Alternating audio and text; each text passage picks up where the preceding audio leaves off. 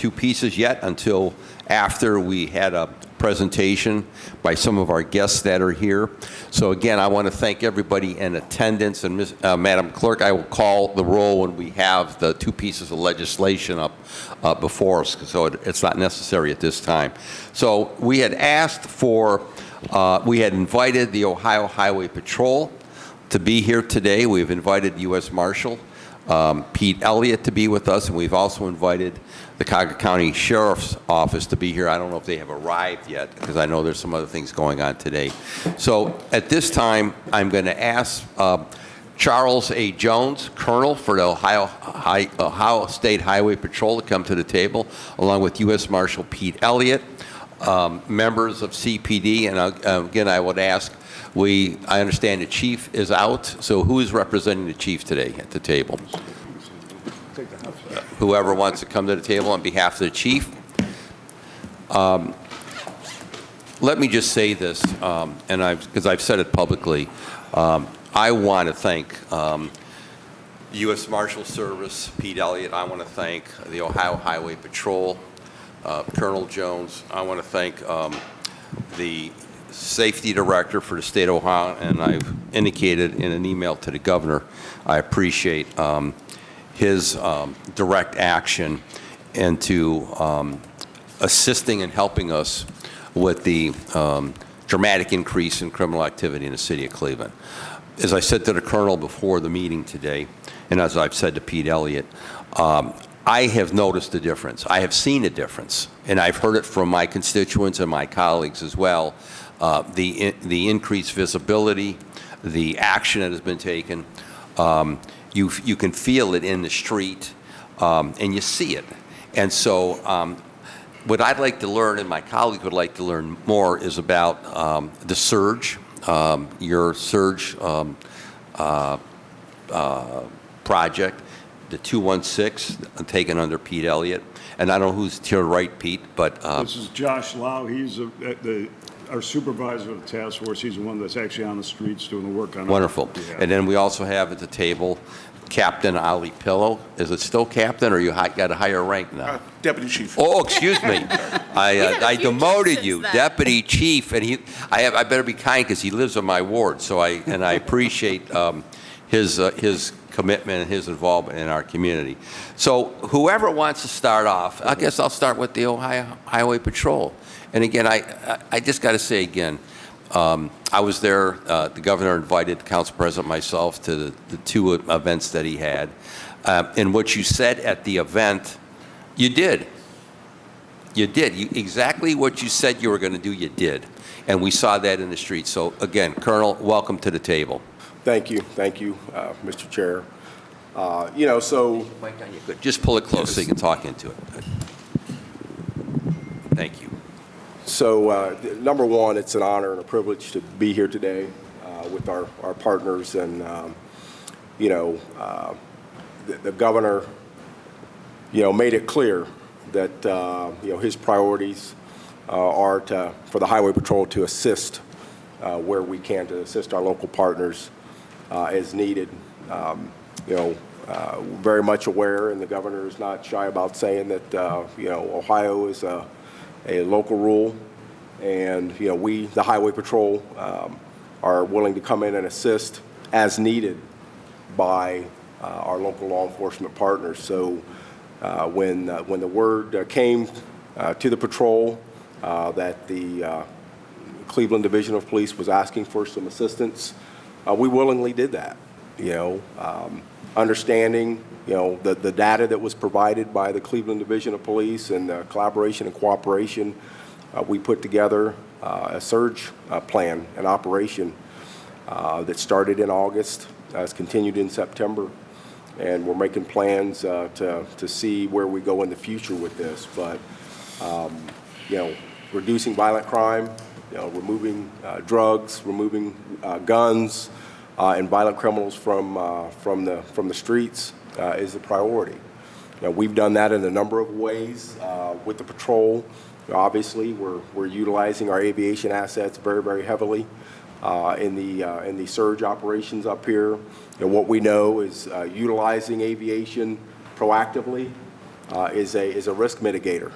It is. So, we understand the importance and the dangers associated with high-speed pursuits and things of that nature, when criminals decide to run. But aviation, having that chopper in the air really mitigates the risks and allows us to back off, to allow aviation to follow that pursuit, and ultimately try to bring that situation to a close and arrest the criminals involved. So, working with the Cleveland Division of Police, our other federal partners, we think it's been effective. And as we shared here a couple weeks ago, when the governor was up here, we have the results to show that.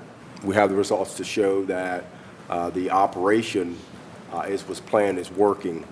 The patrol also brought in some of our other resources. Our criminal patrol teams are in. Our troopers that are assigned to the Cleveland post are in helping. And we've got some of our intel folks involved as well. So on the whole, it's been our pleasure to be able to assist. And as the governor said, we're here to help. And it's just a phone call away. We understand that, we have some resources that we can bring in that help. And we're here to do what we can to assist into the future. Before I ask you for some additional comment, I'm going to call upon the council president. Council President. Oh, okay, thank you.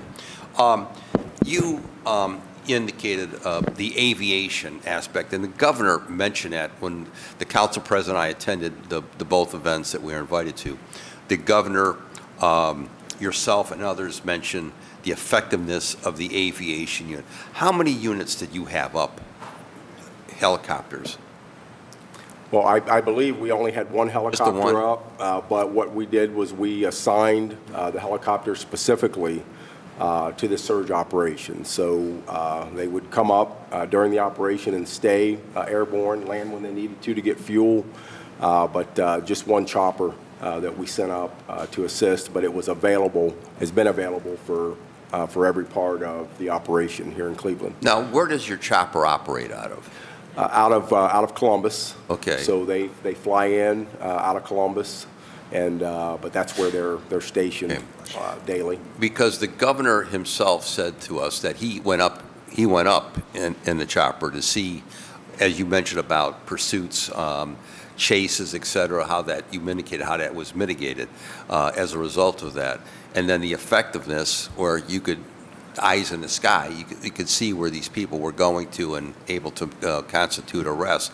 So that's been a great concern of us here as it pertains to this Cleveland City Council, because we have 2 units, but I don't know at this point, are any of them flying to?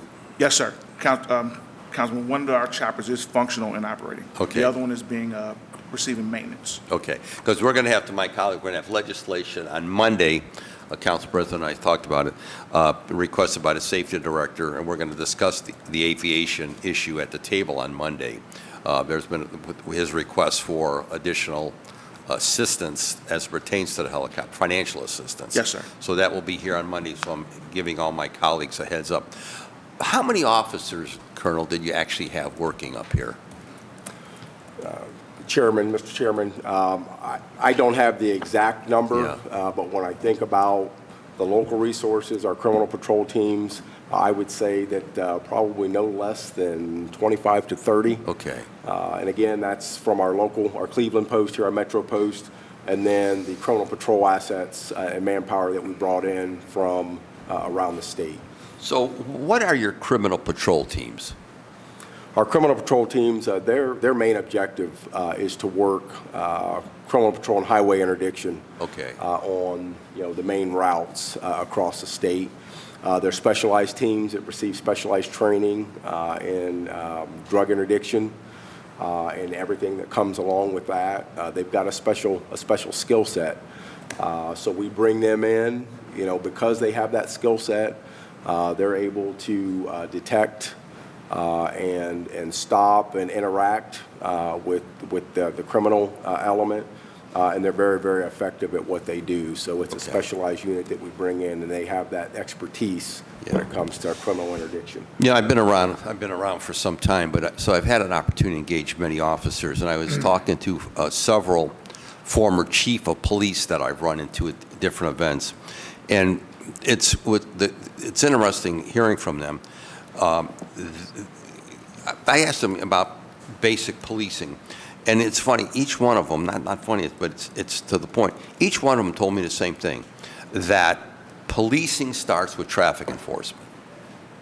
They said that's where policing starts, with traffic. You got to set the tone in the street with traffic enforcement. And what I said earlier, the opening of this meeting, is that's where I saw the difference, is that your folks were out there doing intense traffic enforcement. And as a result of that, obviously you got outstanding warrants, you got guns, you got contraband. Do you have any you have numbers as it pertains to your success rate, your success level out there? I don't have the numbers specifically for the overall detail, but what I do know is, it starts with traffic enforcement. You know, that's what we do. Oftentimes we know that the main mode of transportation for criminals and folks that are doing things that they shouldn't be doing is a vehicle. Yeah. And so when you look at the number of traffic stops that we make across the state and the number of felony arrests that we make across the state, that all starts with a traffic stop. Okay.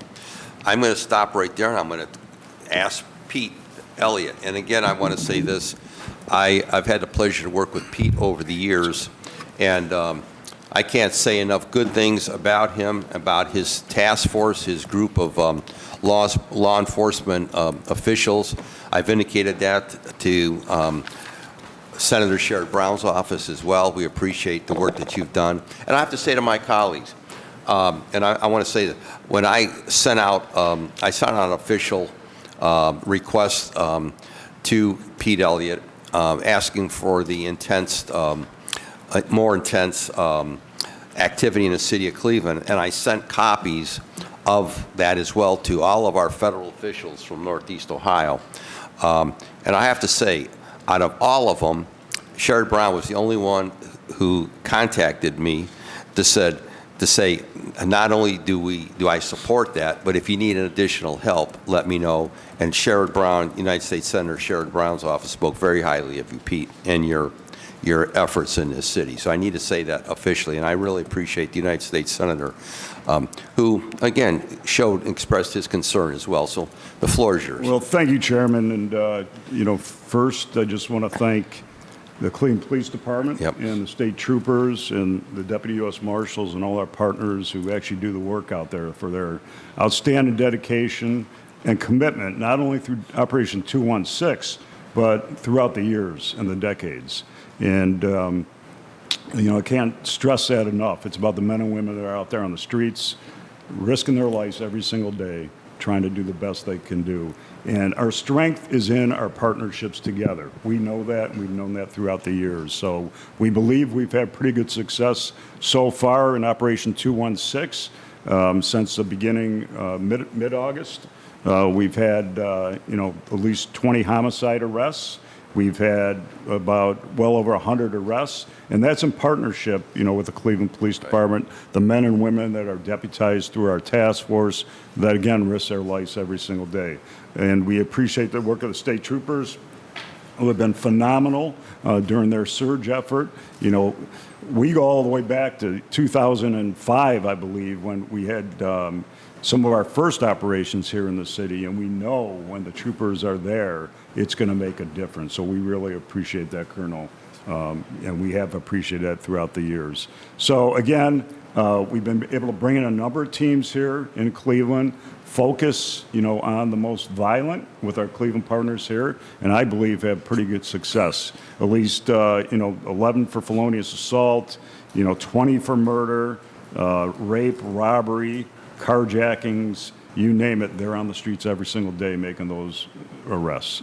Pete, your geographical area, what is it? What does it constitute? So we have 40 counties in northern Ohio that we are responsible for in the U.S. Marshals Service. So we have task forces set up in 8 divisions around the district, from Toledo to Youngstown to here in Cleveland to Akron. We have Mansfield, Lorraine, Canton, Lake Jug, and Ashtabula. And I'm missing anywhere, Josh? So we have a number of task forces and men and women that are deputized throughout those task forces. As I brought up last week, when we started our task force in 2003, we had about 63 officers deputized as part of the task force. Today, we have about 350 men and women from 125 departments that are part of our task force. It's state troopers, Cleveland Police, many, many years they've been part of our task force. So we have a pretty large task force and divisions of that task force that focus in those areas. Okay. Before I open up for questions, I'm going to refer back to Deputy Chief Ali Pillow, and because this was a partnership, and that's what's, I think, critical about this. It was U.S. Marshal, Ohio Highway Patrol, CPD, and I don't know if the Sheriff's Office has arrived yet or not, but those partnerships, I believe, are very important to addressing the problems that we're experiencing in our neighborhoods. So would you care to comment? And again, Deputy Chief is here representing Chief Drummond, who is he on furlough or he's out of town? No, he's at a training. Okay. Floor is yours. Yep, thank you, Councilman. First, I want to thank our partners sitting at the table with us and those who are not here today. And then just to elaborate a little bit about these partnerships and these details. I was assigned a deputy chief in July. We had some high-profile incidents that kind of precipitated this. And that was the catalyst for the sense of urgency for what we were doing. We convened with all of our partners, as we do every year, and we put together a plan, this time identifying what we refer to as microgrids, small areas or pockets within the city where we're experiencing the most crime. So it was a kind of a surgical or strategic effort to concentrate our resources in those areas to, combat some of the crime and the mayhem that was going on. I want to go back to say, sir, and then touch on what our partners have talked about, is that these surges and this partnership is not new. In 2008, it was called VGRIP. In 2015, it was Operation Legend. We've done these operations frequently in the past, and most times we would gear them towards the summer. But again, this summer, there were some high-profile incidents that kind of precipitated that, and with some other issues that we have, it just kind of highlighted our need for our partners to step in and help us. Yeah, okay. One of the big questions that I'm hearing among my colleagues is how long can we expect this, the surge to continue, the 216 initiative? I think a lot of us are concerned that once there is a withdrawal or back off, that we're going to start to see a spike again in criminal activity, even though we're going into the fall. So my question is, is there any date that we're looking at for disengagement or reduction? So, Councilman, to the chair, to the council members, when we initially planned this, we planned it through July through October.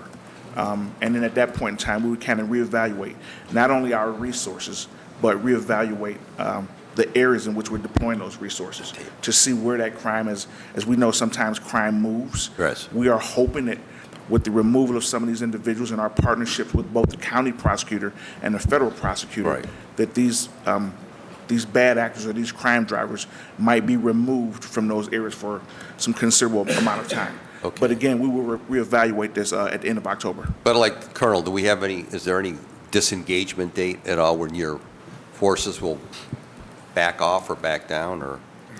Mr. Chair, no, there are not. We will be here as long as we need to, as long as the Cleveland Division of Police and other partners want us here. Okay. We're here to assist, so we'll follow their lead and offer the assistance that we can. That's good to hear.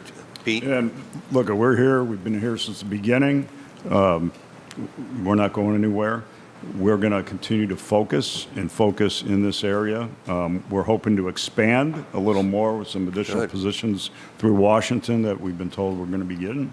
So, we're going to be here in support of the Cleveland Police Department and all our partners. On that note, if there's someone that we need to write, or I need to write, or the council president, to make sure that you have that additional support that you need, please let us know that. That's, because again, I have no problem writing letters or emails or calling folks, because that's very important for us. We've been joined by Sheriff Harold Patel. I appreciate it. Would you like to tell us a little bit about your initiative and working with CPD and our partners here at the table? I know you set up a special detail downtown, so the floor is yours, Sheriff. Yes, sir. Thank you, sir. Hold the mic close to you. Thank you. Okay. Thank you. My name is Harold Patel, Sheriff, Cuyahoga County. A few things that we've done. One, we started the Downtown Safety Patrol, and that's certainly in an effort to reduce violent crime, specifically downtown. As we know, as goes downtown, as goes the region, it is the core, so it needs some special attention. So we created a unit, 8 deputies, 1 sergeant, 2 K-9 units to ensure that we reduce violent crime and made it safer downtown. To date, that unit has seized more firearms in that short period of time than any other police department in Cuyahoga County. So that's something to be I'm very proud of, the hardworking men who dedicate their time to that and raise their hand and committed to working in that function. So that's one thing that we're doing, Downtown Safety Patrol. In addition to that, working with the U.S. Marshals to assist in the serving of felony warrants, not only those that the marshals have in their purview, right, but many other warrants that the Sheriff's Department also has. We do those certainly as a partnership, because it's all about partnership with the Cleveland Police, with the Highway Patrol, with the U.S. Marshals. But specifically removing these bad actors, I think D.C. Pillow spoke to those, removing these actors, these crime drivers from the equation. One, if they have an active felony warrant, obviously they'll be prioritized, and we're focusing on those individuals. But secondly, by creating an environment downtown that we know it's going to be safe, many of those individuals have been stopped and arrested downtown with warrants and with firearms that were connected to other crimes. So they come downtown with the same weapon that has offended throughout our county. Okay. So that's important that we maintain that line. Okay. So, versus other counties or other sections across the state, in the past, we never depended much upon the sheriff's office for what I would call basic patrol. So this is a new twist, and I think it's something that, to me, is a positive. There's a positive partnership to get the sheriff's deputies more engaged in, quote unquote, the core city. One of the things that I wanted to, we've talked about this briefly, and the advantage, I guess, that we have today is that you, coming out of CPD, understand the inner workings of the Cleveland Police Department and vice versa. But as I'm looking at policing across the country, one of the things that's become very clear to me, that in many parts, and if I'm not correct, please correct me, that the sheriff's office operates countywide aviation units. And I would like to hope at some point that CPD, the mayor, Chris Ronayne, county executive, that we can start talking maybe for the first time, because I've posed this over the years but it's never went anywhere, that we start to talk about a countywide aviation unit. If I may, Mr. Chairman, that's something that's certainly on the horizon, no pun intended. Yeah. But this partnering on specialized missions and specialized projects, something Right. that we excel at, and we're going to continue to excel at. Okay. That's something that Executive Ronayne and Mayor Bibb have discussed. There's Okay. a few projects on the table, and that certainly is one of them worth considering, because the aviation, not only we can use obviously drone technology, Right. but regular aviation. Cleveland has 2 helicopters, and certainly some partnership to use them in obviously violent crime reduction, obviously deploying them in concert with these resources for the Highway Patrol. Because the burden in the past has fallen on the city, because some of the suburbs have called upon us at times, I'm sure that Deputy Chief Pillow can attest to, where we've been asked to use our police helicopters into the surrounding suburbs. And I'm looking at other regions and other parts of the country where the sheriff's department operates the aviation unit, and then everybody chips in toward that. So you can have you can have that impact not only in the city, because we know criminals don't know what borders there are. They operate across borders, that we see so often. Well, I'm sure the Ohio Highway Patrol and our U.S. Marshal can attest to that.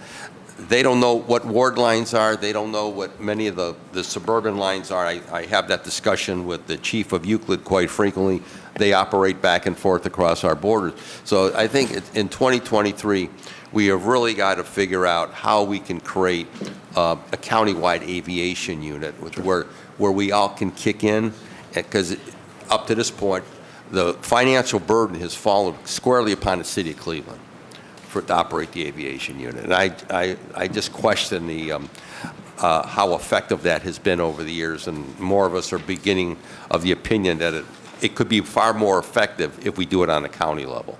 So I'm going to stop right there, and because I have right now Council President Griffin, I have Councilman Conwell, I have Councilman Slife. Anyone else? Yes?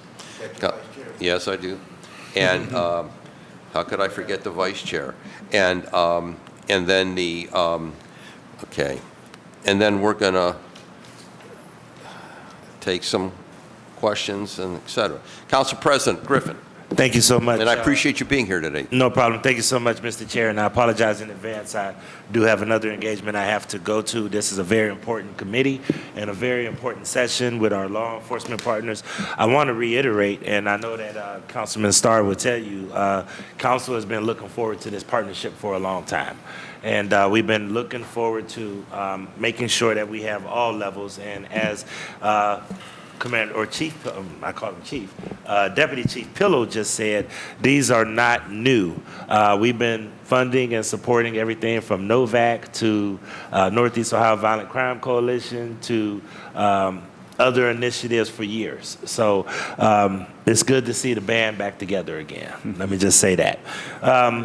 I will tell you this, a couple of things that I think complement, and I really hope that we can speak to these. It really seems to me like this ran parallel tracks. It seems to me like the sheriff's extra presence in the central business district was very helpful. It seems like the marshal's precision on how they deal with violent offenders was effective. And it seems like Ohio State Highway Patrol with their traffic enforcement and helicopters really helped complement. So this is more of a question for logistics. Have we looked at measurable impact in each of those areas? Because I think we have about an 83% solve rate, which I can think be attributed to some of the marshals' work. Have we looked at some of the traffic stops in order to see how it has impacted with highway patrol? And have we looked at have crime or incidents or other things geographically been impacted in the central business district? And the reason I'm asking that is because data means dollars. And I think if we look at that case, I think it helps us with our police department on some tactics that we could use. Plus, it helps us around data in order to tell our story, to be able to go to get more grants and make the case to the federal level. So I'm not sure if Mr. Pillow would like to answer that, Yeah, or whoever the different departments. Whoever would like to respond first, start. Deputy Chief? Through the council, through the chair to the councilman. So we are in that process right now. We are collecting a lot of not only the data from our statistics that we've generated, but also the crime that has been occurring in those microgrids. Our crime analysis unit will evaluate that, and in October, the end of October, we will reassess and figure out where we need to deploy and see what's been working and what has not been working.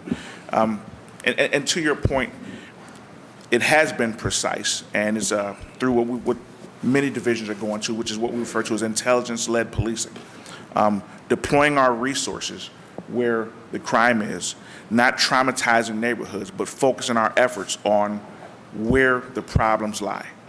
And that's what this project has been. We've been trying to do it for quite some time now, but with technology, with some things that my predecessors put in place with our crime analysis unit, our real-time crime center, we've been better equipped to perform that way, as well with our partners, providing them that information, as the Colonel referred to earlier, not just saying, hey, come in, but giving them specific areas to target has been really helpful for us. Thank you. And I'd ask if we could follow up Ms. Odin Martins to make sure that we get that data at the end of October so that council can look at that. I think it would help us as we do our deliberations on budgeting and other things. Anybody else? Council Yes, sir. President, Yes. at least for us, Pete. during this course of time, since the beginning of this operation, our numbers are triple what they usually are during this period. Wow. And that's because of the expansion with the Cleveland Police Department, especially the NICE unit, and the Sheriff's Department is deputizing some of their deputies, and all of us getting collectively together and focusing in this area. That's why our numbers are triple right now than they usually are. And as a follow-up, before I go to the sheriff, how many total bodies is that in that unit? Well, we're bringing in different units, so every day, let me have Josh go ahead. Josh Lau is our supervisor. Good morning, Council President. Good morning. Normal daily operation, weekly operation, our Marshal Service Task Force in Cleveland operates with anywhere from 10 to 15 individuals that are Deputy U.S. Marshals and state and local partners. During this time, we've been operating at a minimum of 20 to 25, and then sometimes upwards of 50 officers a day out in the streets. You're talking 3 to 4 teams operating, compared to where it's sometimes 1 to 2. So our goal at the start of this was we wanted to at least double our efforts to try to double our arrest numbers, taking violent criminals off the street. Sheriff? From our side, through the chair to the councilman, just so you know, sir, the sheriff's department has a lot of anecdotal evidence at this point. The Cleveland Police Crime Analysis Unit will crunch the numbers, but from the contacts and the citizen engagement with residents and business owners downtown, obviously there's a feeling of safety, but I'm happy to report that Saturday night or Friday night, the OIC reported that there was less activity downtown than there has been, so they kind of went and did some other things. So the focus area that we started at is obviously safer, a lot clearer of negative elements, and criminal activity is way down anecdotally. It's very palpable. Thank you. Does Mr. President? Does the patrol want to add anything, or still waiting for anything? Colonel? Councilman or President, through the chair, the data that we have for our efforts up here, obviously we're sharing that with the Division of Police so that they can compile, the larger data to be shared. But we're depending on the stats that they have. Like I said, it's about coming in and being a good partner and assisting the Division of Police here. They know the crime patterns in the city, and we're doing what we can to assist. So I don't really have anything to add other than we're sharing what we're getting, our efforts with the Division of Police and relying on the local data. Great. I hope that as we collect this data, we also collect tactics on how people are cross-training and looking at those different things, because as we mentioned earlier, cameras, helicopters, drones, there's other technology that we could actually be deploying. And I hope that as this interdepartmental collaboration takes place, that everybody's learning from each other to see where and how we can fill some of those gaps. Because once you set the example, let's say Ohio State Highway Patrol has gotten St. Clair Avenue under control, and now everybody is like riding down St. Clair Avenue 15 miles per hour because they know that it's likely that if they I wish. a limit 1 mile over the speed limit, that they will get a ticket. So then how do we make sure that we come on back on top of that to reinforce that, so that we don't allow this to just peak or get back up once they leave? Just as an example, are we looking at that kind of strategic? I mean, I'm not a police officer, I'm not a law enforcement official, but I do have common sense. So are we looking at those kind of things? Through the chair to the councilman, we're sharing technology. One platform we're sharing is the Fusus technology. So the deputies obviously can have a real-life view of what's going on. That's a terrific partnership we have with the Cleveland Police, certainly the Highway Patrol. So they have visibility. So camera usage is one. Obviously, intelligence use is something else. The Sheriff's Department brings a few other tools to the table we won't get into today, but additional tools to the table we share with all investigators in the Cleveland Division of Police and certainly any troopers. So those are technologies that we're using which allow us to focus on the areas that really need additional attention, and the individuals need additional attention. And that's helped reduce crime. Just a point of information. How many actual deputies do you have? I know you have people assigned to the jail and other places, how many actual, what I would call people that are flexible that you can put in the street? We have 180 deputy sheriffs. That is our max. Right. I've asked, we're working at county council on a budget to increase that, but that is the maximum number. I have 1,000 people waiting to come over, but not all from Cleveland, by the way, but, Thank you. I'm glad to hear that. So, I'm glad to but, hear yeah, we are maxed out on deputy sheriffs, 662 correction officers to secure the jail. The cap there is 725, so we're still building towards that number. And I have nearly 100 protective service officers. But actual people that you can put like you're doing downtown out in the street, how many do you have? Out of those 180, they can be redeployed as needed. Oh, they can. Obviously, 38 are dedicated to the courts, so there's some dedicated, you're right. but they've all chipped in, and that's how we created DSP, the Downtown Safety Patrol. We took a few from different units and put them together, and there is some flexibility there. Okay. Mr. President? All right, yes. Just as a follow-up to that, you know, anything that we could do to write letters, as Councilman Polisic said, to support those extra units that everybody's mentioned, would be great. Fugitive safe surrender. I have to tell this story. It's one of the best stories that I've ever witnessed in public service.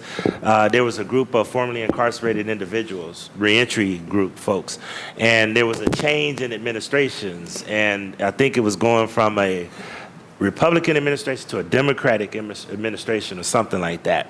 And these formerly incarcerated individuals were actually passing out flyers to lobby for Pete Elliott to maintain and stay as marshal.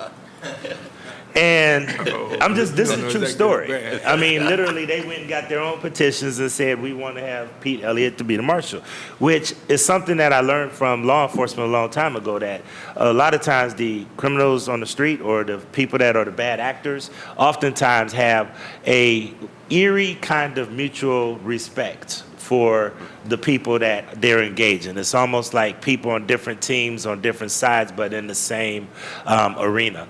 And, you know, fugitive safe surrender was one of the most successful things that we've seen. And I've seen recently that Senator Sherrod Brown has asked to bring it back. What can we do to work with the Marshal Service, Pastor C.J. Matthews, and others that had this, you know, great program that, because we can't just arrest our way out of this. We also right. got to deal with the reentry, prevention, intervention. I hear Councilwoman House saying it already.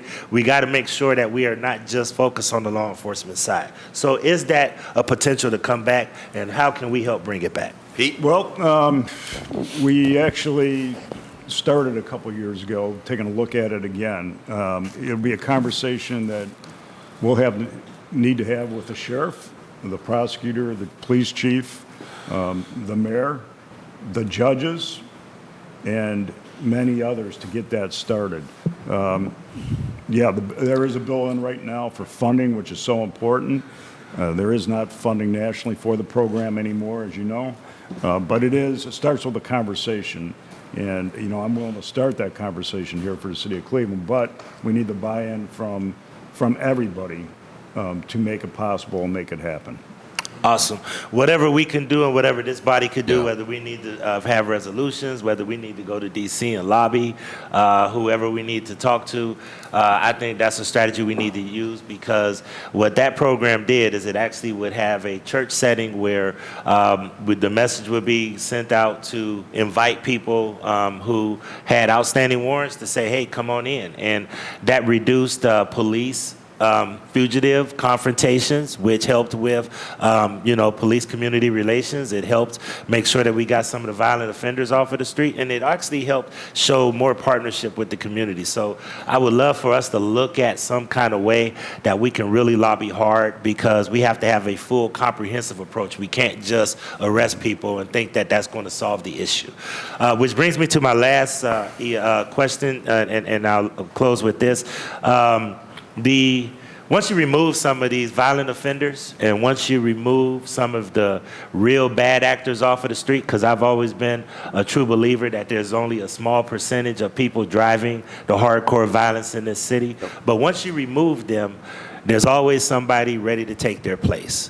What do we have in place to really look at the intervention side, the prevention side? Hence why a lot of council people like to know the information and brevity reports and other things to make sure that we get names and other things so that we can offer an olive branch and be able to also provide the social services that may be needed or the mental health services that may be needed. Because if you don't have a backstop, then somebody will fill the void once you take these bad actors off the street. Anyone who wants to? Deputy Chief? Through the council through the chair to the councilman, the director's not here right now, and I don't want to speak for other chief directors here. I can tell you that I've personally worked with Chief Director Sonia Pryor-Jones, and there are some plans that involve the police and some of our enforcement actions in terms of diversion and intervention with youth as well as young adults who have been either victims of or have shown a inclination to participate in criminal activity. So there are some things in the works. I don't want to name them or talk about them in detail, but there are some things that are in the works. I also want to talk about another part to this surge that we're doing. I want to commend some of our district commanders, in particular Brown, Tucker, Slot, all of the district commanders. We are utilizing something called dedicated patrol in these same microgrid areas. Outside of the surges, every day we have dedicated patrols, not just the car assigned to that area or zone, but other cars patrolling, where we're trying to have cars patrol those particular areas every 2 hours, different cars rotating through those areas. That's good. We've also had the councilmen, we've been getting some really positive feedback from the citizens. Our community engagement has been unbelievable. I don't know if you guys follow social media, follow the second or the third district or the fourth district.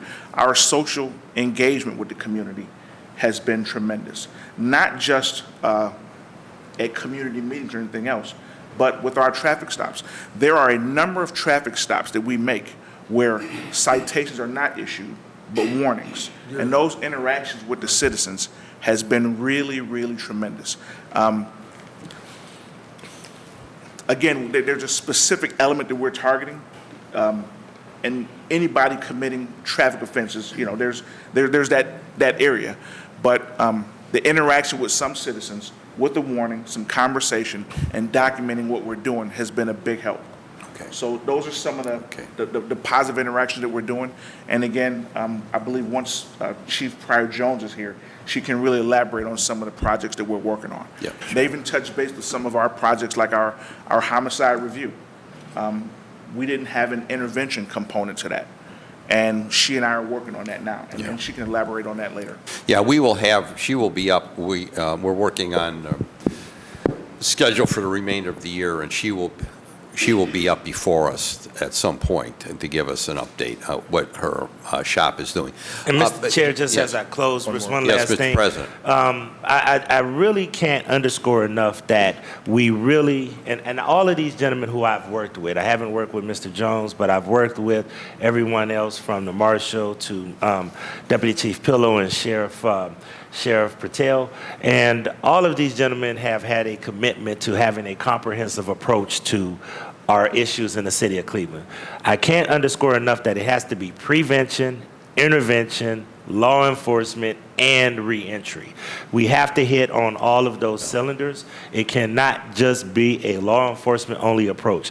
The only other thing that I will say is that, and I don't want to get a response because I don't want to take up the time of all of the folks here today, but most of the crime that happens in this city happens on these devices right here. The days of corner boys just hanging out on the corner selling dope and doing those kind of things is it still happens, but not as it did in the 80s, 90s, and 2000s when we first were coming in and had those crime epidemics. But at some point in time, I really do want to understand what is our strategy. I know we had the Fusion Center. I know we had the Real-Time Crime Center. But most things happen to say, hey, meet me over here. This is about to go down. And it happens at lightning speed. It's more impulsive than it ever has. And it's harder to prevent those kind of things. So I'm really interested in what tools law enforcement uses to do those things. But I'll close by saying this, Mr. Chair.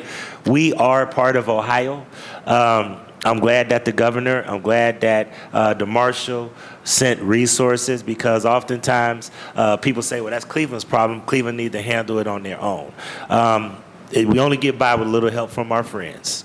And we are just as much of a part of Ohio as Ashtabula, Lorraine, Mansfield, or anywhere else. So the fact that we had all of the law enforcement say, hey, we got a problem in Cleveland, come together, even though it's nothing new. It's something we've been doing. The band is back together. We're really excited about that. And thank you for all of your good work on behalf of all the citizens of Cleveland. Thank you.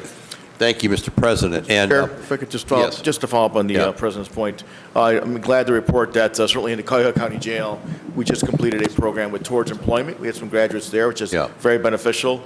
And we also started a GED program, which we're going to email Zoom links to the families so the families can participate in the graduation from GED.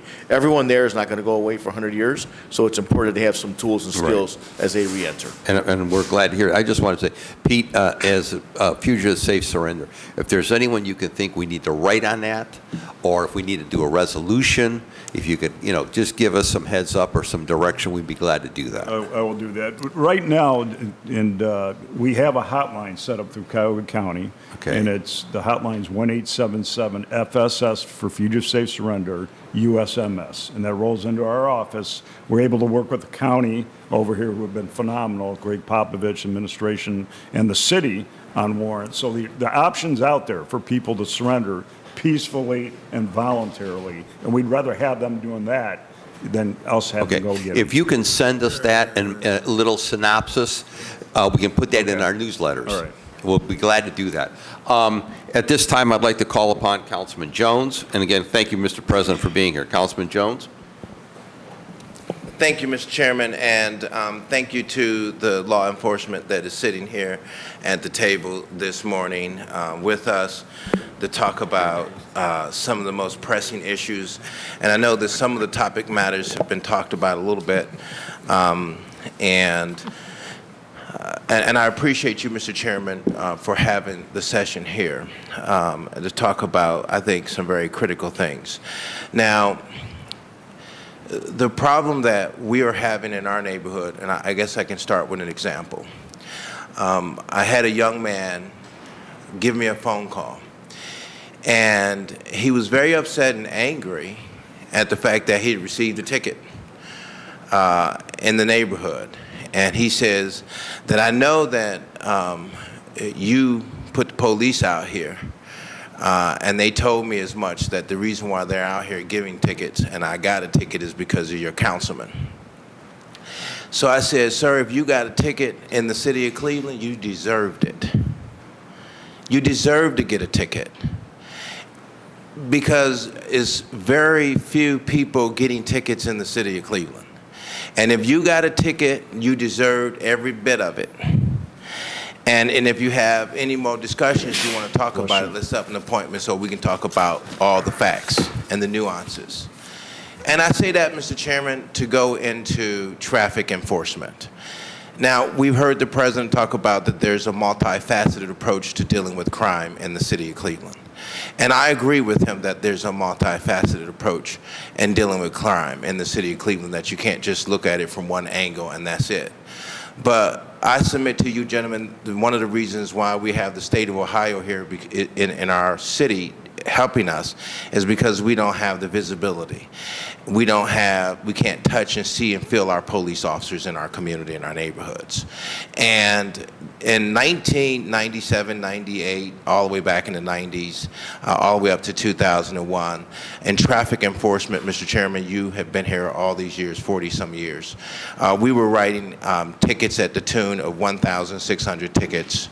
160,000 tickets on an annual basis here in the city of Cleveland.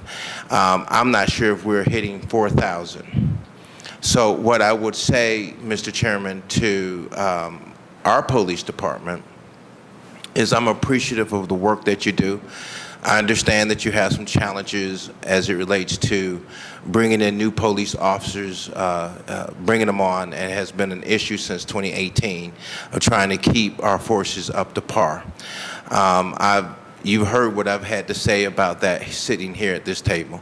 I have been an advocate of using ARPA funds to be able to get our police department manned up so that we can have the capacity, but we have 16 other members of Cleveland City Council. I know that we have spent hundreds of millions of dollars into public programs on one side. What I would like to see of those hundreds of millions of dollars that we've spent, I'd like to see some kind of analysis on how has it been really efficient and effective other than putting it into people's payrolls and salaries. But how effective has these programs truly been? Our citizens, which are one of the highest voting turnout wards in the city of Cleveland, are they're unsettled.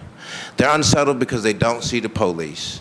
They're unsettled because the traffic that's happening as it relates to speeding up and down the streets is absolutely insane. They want, every single one of them, when I have meetings, Mr. Chairman, want speed tables or speed bumps. For those who may not understand what speed tables are, they want the speed bumps on their street. Now, we can't afford to give everybody a speed bump on their side streets.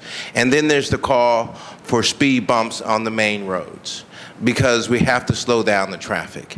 If I brought, right now, I could put 4 or 5 murals up behind me to show you how the cars have ran in just recently.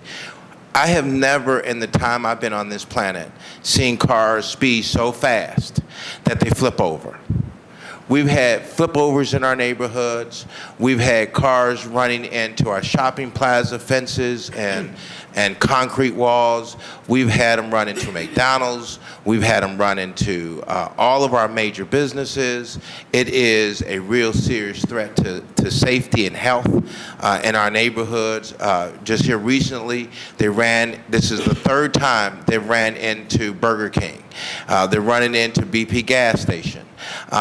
We have issues when we call the police from drug sales and distribution at the corner of Lee Road and Harvard, our main area. And I've called several times and I haven't gotten the police. I wish I could get these other people who's getting these salaries and these other social programs to come out and deal with these people hanging out now they're hanging out in the bus stops. They're hanging out at these gas stations, and they're selling drugs in the open daylight, and they're so blazant that they're urinating and defecating in the middle of the broad daylight in front of people who are going to pick up and get gas. I've been calling about it, and I haven't gotten any assistance and help. And so I hear all of the concept about a multifaceted approach, but at the end of the day, we're not doing the basic stuff in the city of Cleveland. If I don't see you, you're not there, and I'm getting robbed, and I got issues with at nighttime, people at some of these bar establishments. We're talking about 200, 300, 400 people loaded up on Harvard.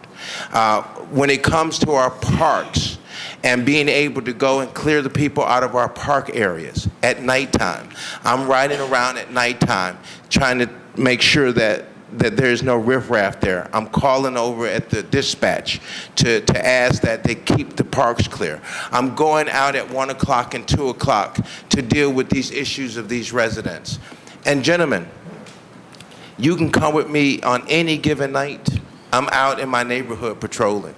I'm not getting paid for that. I don't have a badge. I don't have a vest. I don't have a gun. And I'm going out and I'm trying to deal with police issues.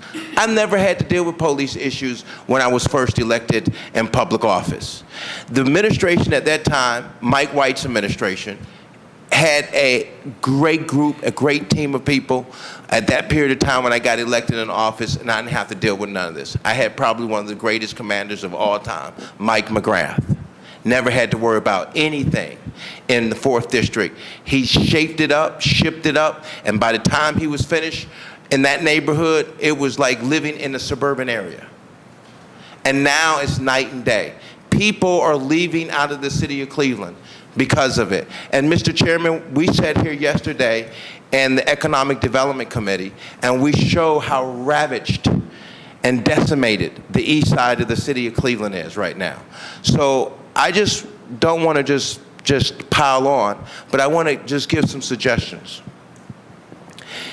Are we working with the 3 agencies with the state of Ohio to really truly put a traffic enforcement in the city of Cleveland that's efficient and effective? And if so, how many tickets have we written, or what's our estimated tickets that we need to write to slow these people down? Chief, Deputy Chief Pillow, do you have any? Okay. Please identify yourself. Good commander. Good morning, Deputy Chief Dorothy Todd. Okay. So as far as our traffic enforcement is concerned, our traffic enforcement this year is up about 12%. Our members have written approximately almost 22,000 citations. Those are just moving uniform traffic citations. So we have tasked our basic patrol section to get to the heart of the problem, which is the traffic. So that's something that they report on through the chief weekly, and this is a priority, and this is something that we will continue to address. And Mr. Chairman, I would like to see it, if you could put this on record, we could write it down. I think that each district, instead of having 2 traffic enforcement cars that handles 6 neighborhoods, we should have 4 traffic cars at least in every district, if not 6 traffic cars. But we should try to man up in that area and get our police out here. Now, the good news, Mr. Chairman, that the administration has done, this administration, that I'm appreciative of and the citizens are appreciative of, is the fact that you've been able to get those 4-wheelers off the road, and that you're able to get all of that gang of bike riders off the streets. That has made a true, powerful, profound impact. But right now, our biggest issue is dealing with keeping our parks secure, dealing with nightclubs that overdo it in our zones, and then traffic enforcement. If we could start with traffic enforcement and then start making sure that we get our parks clear and making sure that we have some visibility. So the way we are doing the program right now in terms of the patrolling of our streets, it's not working. So we have to revamp, relook at how we get the biggest bang for visibility of our police officers in these zones. And the way I look at it, Mr. Chairman, after studying some of these zones, it's going to be impossible the way you have the carpooling put in place. So, but traffic enforcement should be a major priority. You start calming the traffic issue, you'll start dealing with the major problems in the city of Cleveland, you'll bring intelligence to your police officers, they'll stop some of these people, they'll stop some of these guns flowing in our neighborhood, you might find illegal drugs and substances and fentanyl in some of these cars. And what we're seeing out here, what I'm seeing out here in the neighborhood is just a total blatant disrespect, walk over our neighborhood kind of atmosphere. So if we have you out there visible, it will make that difference. So I plead with the law enforcement that's here at the table. I thank Ohio Patrol, and then I would ask this question, Mr. Chairman, if we could, as a point of the record. Yes, sir. We have groups that are trying to take percentages out of us for nonsense. I think that that's crazy. If I had to invest $14 million, it would be into the police department. If I had to take some of the ARPA funds, we should give $50 million to the police department. We should really beef up and have a program. So this on the administration side, we really need to start thinking about how we hurry up, get more police officers on the street. I think we need to think outside the box. We need to get younger people in and hiring them. We need to change the rules because the rules on the streets have changed. And we need to be able to make sure that we have the manpower necessary to get the job done. And right now, as my colleagues on this side of the table who are dealing with the same kind of issues I got, we don't have that right now. We're nowhere near close. So if you can't see you, if I can't touch you, then you don't exist. And so right now, we need to have that same kind of visibility that we see in other neighborhoods. In my neighborhood, I'm on the outskirts, so I see the police enforcement in Shea Baker. I see the police enforcement in Garfield. I see it in Maple Heights. I see it in Warrensville, but I'm not seeing it in my neighborhood. So if Cleveland is to survive and to become strong, then it needs to have, and its citizens need to feel safe. Its businesses need to feel safe. And with that being said, I thank you, Mr. Chairman. I Thank you. thank the police officers who are doing a good job. I don't know all of the ins and outs of what you do on a daily basis, and I have asked to be, go out with you. I want to go get in your cars. I want to feel and understand what you do, because I don't understand what you do totally. I see sometimes what you do, but I like to be there with you. And I encourage you to come and spend a day with me. Come in and hear the cause and the issues that I'm dealing with. Understand the pressure and stress that we have to deal with. And if you could do your job really well, that's a pressure that's off my shoulders. That's something I don't have to worry about. So here in the meantime, again, I want to congratulate you, Mr. Patel, as being the big chief operating officer over there, as being the sheriff, and we, as you know, we need your help. How many cars have you been able to put, Mr. Chairman, on the streets of the city of Cleveland? Chief, Sheriff. Yes. Through the chair, to the councilman, we have 6 dedicated to the DSP, which are dedicated to just conducting patrol operations in the identified area downtown at this point. So you have them only downtown? Correct. Can you send some of them out my neighborhood? I need you out there. Understood, sir. We'll look at that. That's through the chair to the councilman. That is a part of a proposal we have out there, not only in the city of Cleveland, but beyond. A lot of the suburban departments also asking, mayors, managers, and chiefs are asking for the same thing, sir. But absolutely, there's Yeah, I need to see you out there.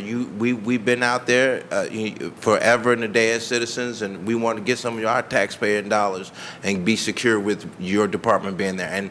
And I tell you, you did come out there one time, unfortunately, when a young person had gotten killed, and your people being out there helped to make a difference. And we need to see more of you out in the city of Cleveland. And not just in downtown. Now, downtown needs help, because I know that it's one of the generating sources of income in the city of Cleveland. But we need to think about also saving all of our neighborhoods. So it has to be neighborhoods first. Thank you. Thank you, Councilman Jones, for keeping time. Just to give you to all my colleagues, to give you some heads up. At this point today, and this is information we had asked for, prior to the committee, since January 1st, 28 officers have been hired, but we've lost 128. We've lost 128 officers. Listen up. We've lost 128 officers since the first of the year. The CPD has hired 28. There are now 1,216 officers on the force. That is approximately what we had in 1920. And if you go back to the 2022 budget that we passed, which called for at that budget 1,640.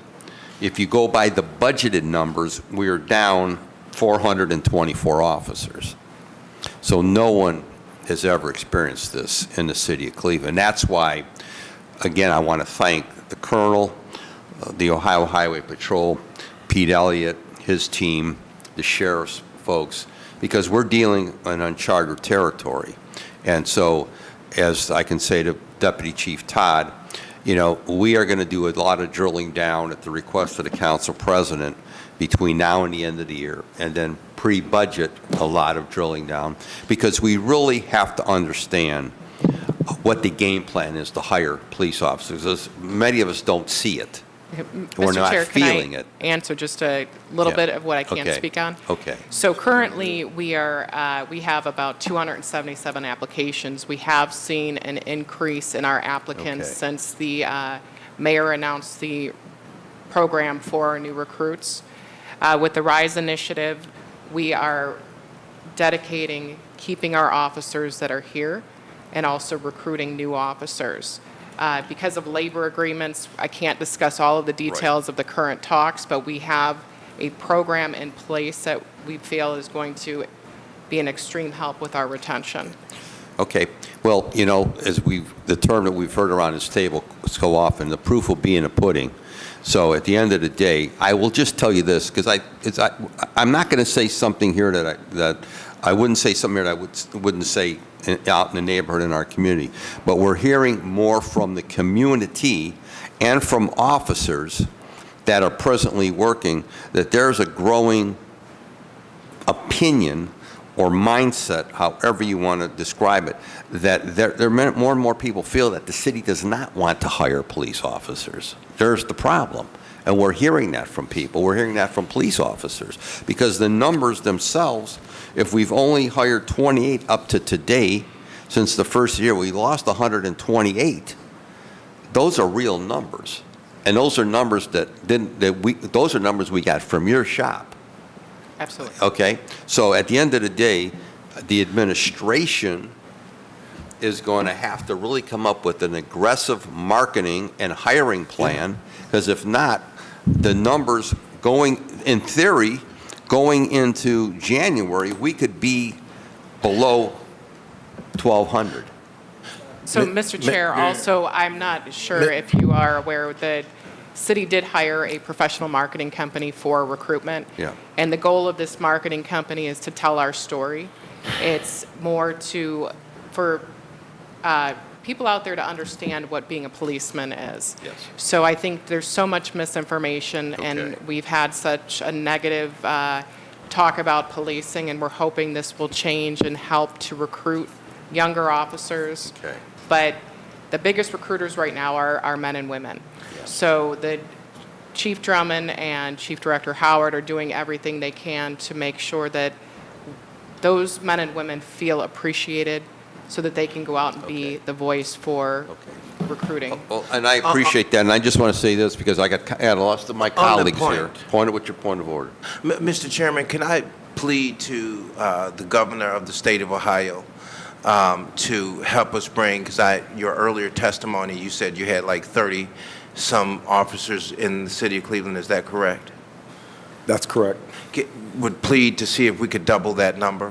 Our citizens really enjoy seeing the state highway patrol out there in the streets.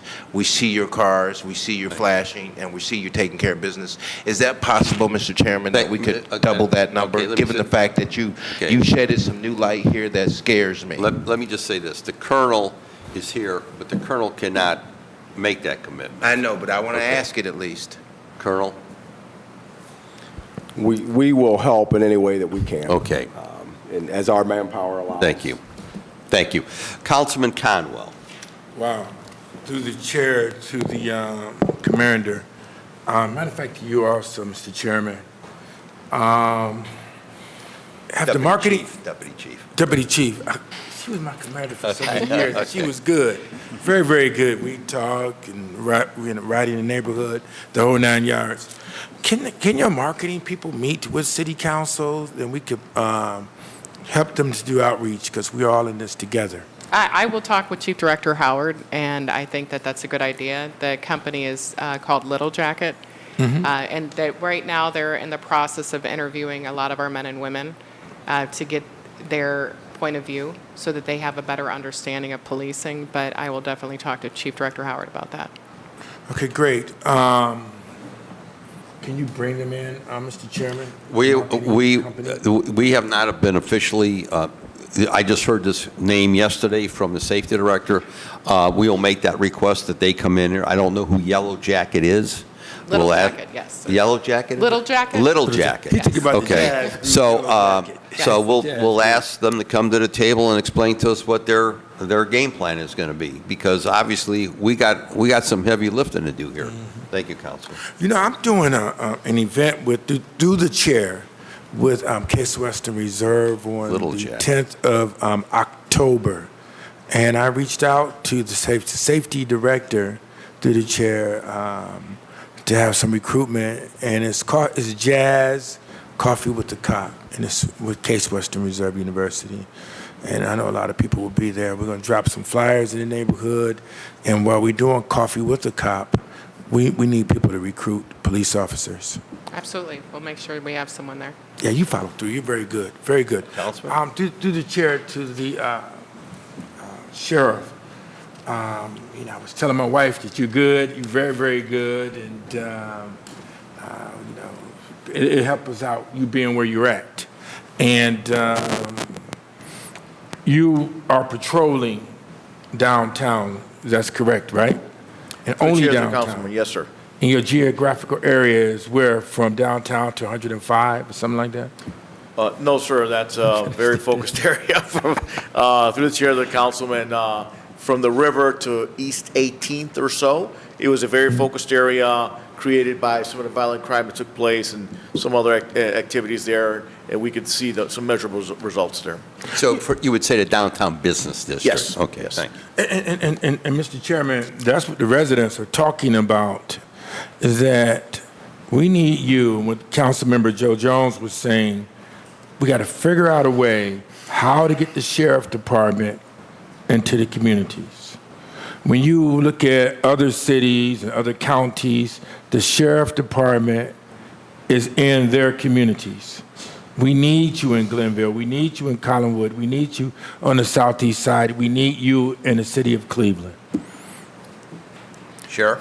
Through the chair to the councilman, understood and agreed, sir. Matter of staffing, with the staffing that we have, we can juggle a few things and do some special projects like the DSP. The hope is something they did maybe 10, 12 years ago. They had what they call an impact unit. We're going to change that a little bit, but it would be a squad that would deploy to a certain area, whether it was Glenville or Lee Harvard or Garfield Heights or Lakewood, and do some work there for a week or two. So it's just a matter of staffing, and I'd like to have several of those teams. But as I mentioned earlier, I'm at the top of our budget, and currently the county, we are going through our budget cycle, so we're having a few meetings and see how we can crunch that up. If we can get that increased, then we can make that more of a regular service. So the 180 sheriff deputies you said you had, that's at the top of your budget? Correct, that's maxed out, correct. You're maxed out. All right. Now, you know the city of Cleveland. You were in the city of Cleveland to the chair for how many years? 29 and a half years. There you go. There you go. And so you know our issues and concerns. I know you have to mention Lakewood, and I care about Lakewood and other places. But, when you look at these numbers here, you're at 133, maybe even more than that. And we need help. The city of Cleveland, we need help. Look, and and you understand the way. You were deputy chief over here through the chair, or the commander, or what? Yeah. Through the chair of the Sheriff? councilman, I was the deputy chief of Homeland Special Operations, which DC Pillow is now. Okay. I know I used to talk with you all the time. Yes, sir. All the time. We need you. Try to create some systems. What do we need to do? Do I need to talk with anyone well, I can't talk with someone at the county, but we need you out here in the city. We need that part. Thanks, sir, understood. Okay, Do and as I'll much do as we that. can. With the highway patrol, it's very, very quiet. The residents in my meeting, they're glad that you're here, to the chair, Colonel, in the city of Cleveland. I see you over there on St. Clair, and you have confiscated weapons, guns, and what other kind of ammunition have you been able to take when you do your traffic stops? I know when you do warnings, are we able to look through their vehicles to do prevention? Because you're doing prevention there, through the chair to the colonel. Carl? Yes, sir. Through the chair to the councilman. Yes, as by virtue of the traffic stops, we're issuing citations. We are issuing warnings. One of the things that we are focused on is not being petty fault finders. Right. So it's not about going into the neighborhoods or the districts with our partners and just stopping everybody and everything that moves. It's not about that. We're focused on, those traffic violations that we know cause injury and death.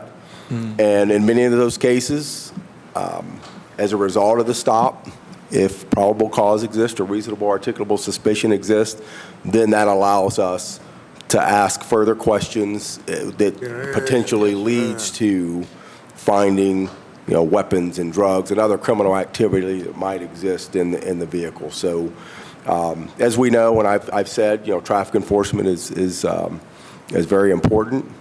But it's not about coming in and just stopping everybody. That's you good. know, we won't be petty fault finders. Thank you, Colonel. Yeah, because Colonel, to the chair, what I'm afraid of is what happened in the 90s. You know, you stop us, it's mainly, the people who mainly get stopped, they look like you and I. Just put it out there. And then when they get tickets, so many tickets, they lose their driving privilege. And you create barriers to employment. And when you create these barriers to employment with their driver's license, they can't get a job. And when they can't get a job, then you have more issues out in the community through the chair of crime. Okay, and then when that happens, you even pull the father away from his family. And the young boy learns how to be a man just by watching dad. And he knows to walk away from issues and concerns. He knows to walk away from violent crime because dad is there. But in the 90s, not majority, but a lot of African-American fathers were locked up in prison. The neighborhood was quiet, but in the short run, you had us locked up in prison. But the long run, and they weren't able to watch a father and watch manhood, because a lot of things is about manhood also. You talk about that, and they're able to watch dad. Then these guys were looking for a family, and then they end up starting groups like the Southern All. And they end up, because you can't arrest your way out of this. We got to figure out, when you do these petty pulling people over, it hurts in the long run. And that's when I was glad to hear the deputy chief said he was working with Sonia Pryor-Jones also. Short run, it will be quiet. Long run, no fathers, no manhood in the neighborhood. Then what you'll end up with in the long run is that Pete Elliott is still out there again, and the issue will become bigger and bigger. You know, now I want people, you do the wrong thing to get, you do the crime, you got to do the time. But we got to figure out, we can't arrest our way out of this. And I'm hearing less gunshots in the neighborhood with this operation going on, which is a good thing and it's a great thing. But it's a catch. You know, you got to go after the bad guys. You got to do that. But it can't be petty like you mentioned through the chair to the colonel. And I yield. Thank you. Thank you for keeping time. And I will just say, as I said earlier, from my own neighbor, I've heard nothing but positive response about the Ohio Highway Patrol. I've not had anybody call me that they felt that they were stopped for an unwarranted reason. Chair, yeah. I agree with you, but in the 90s, Yeah. even Biden apologized. Yeah. Kamala Harris did.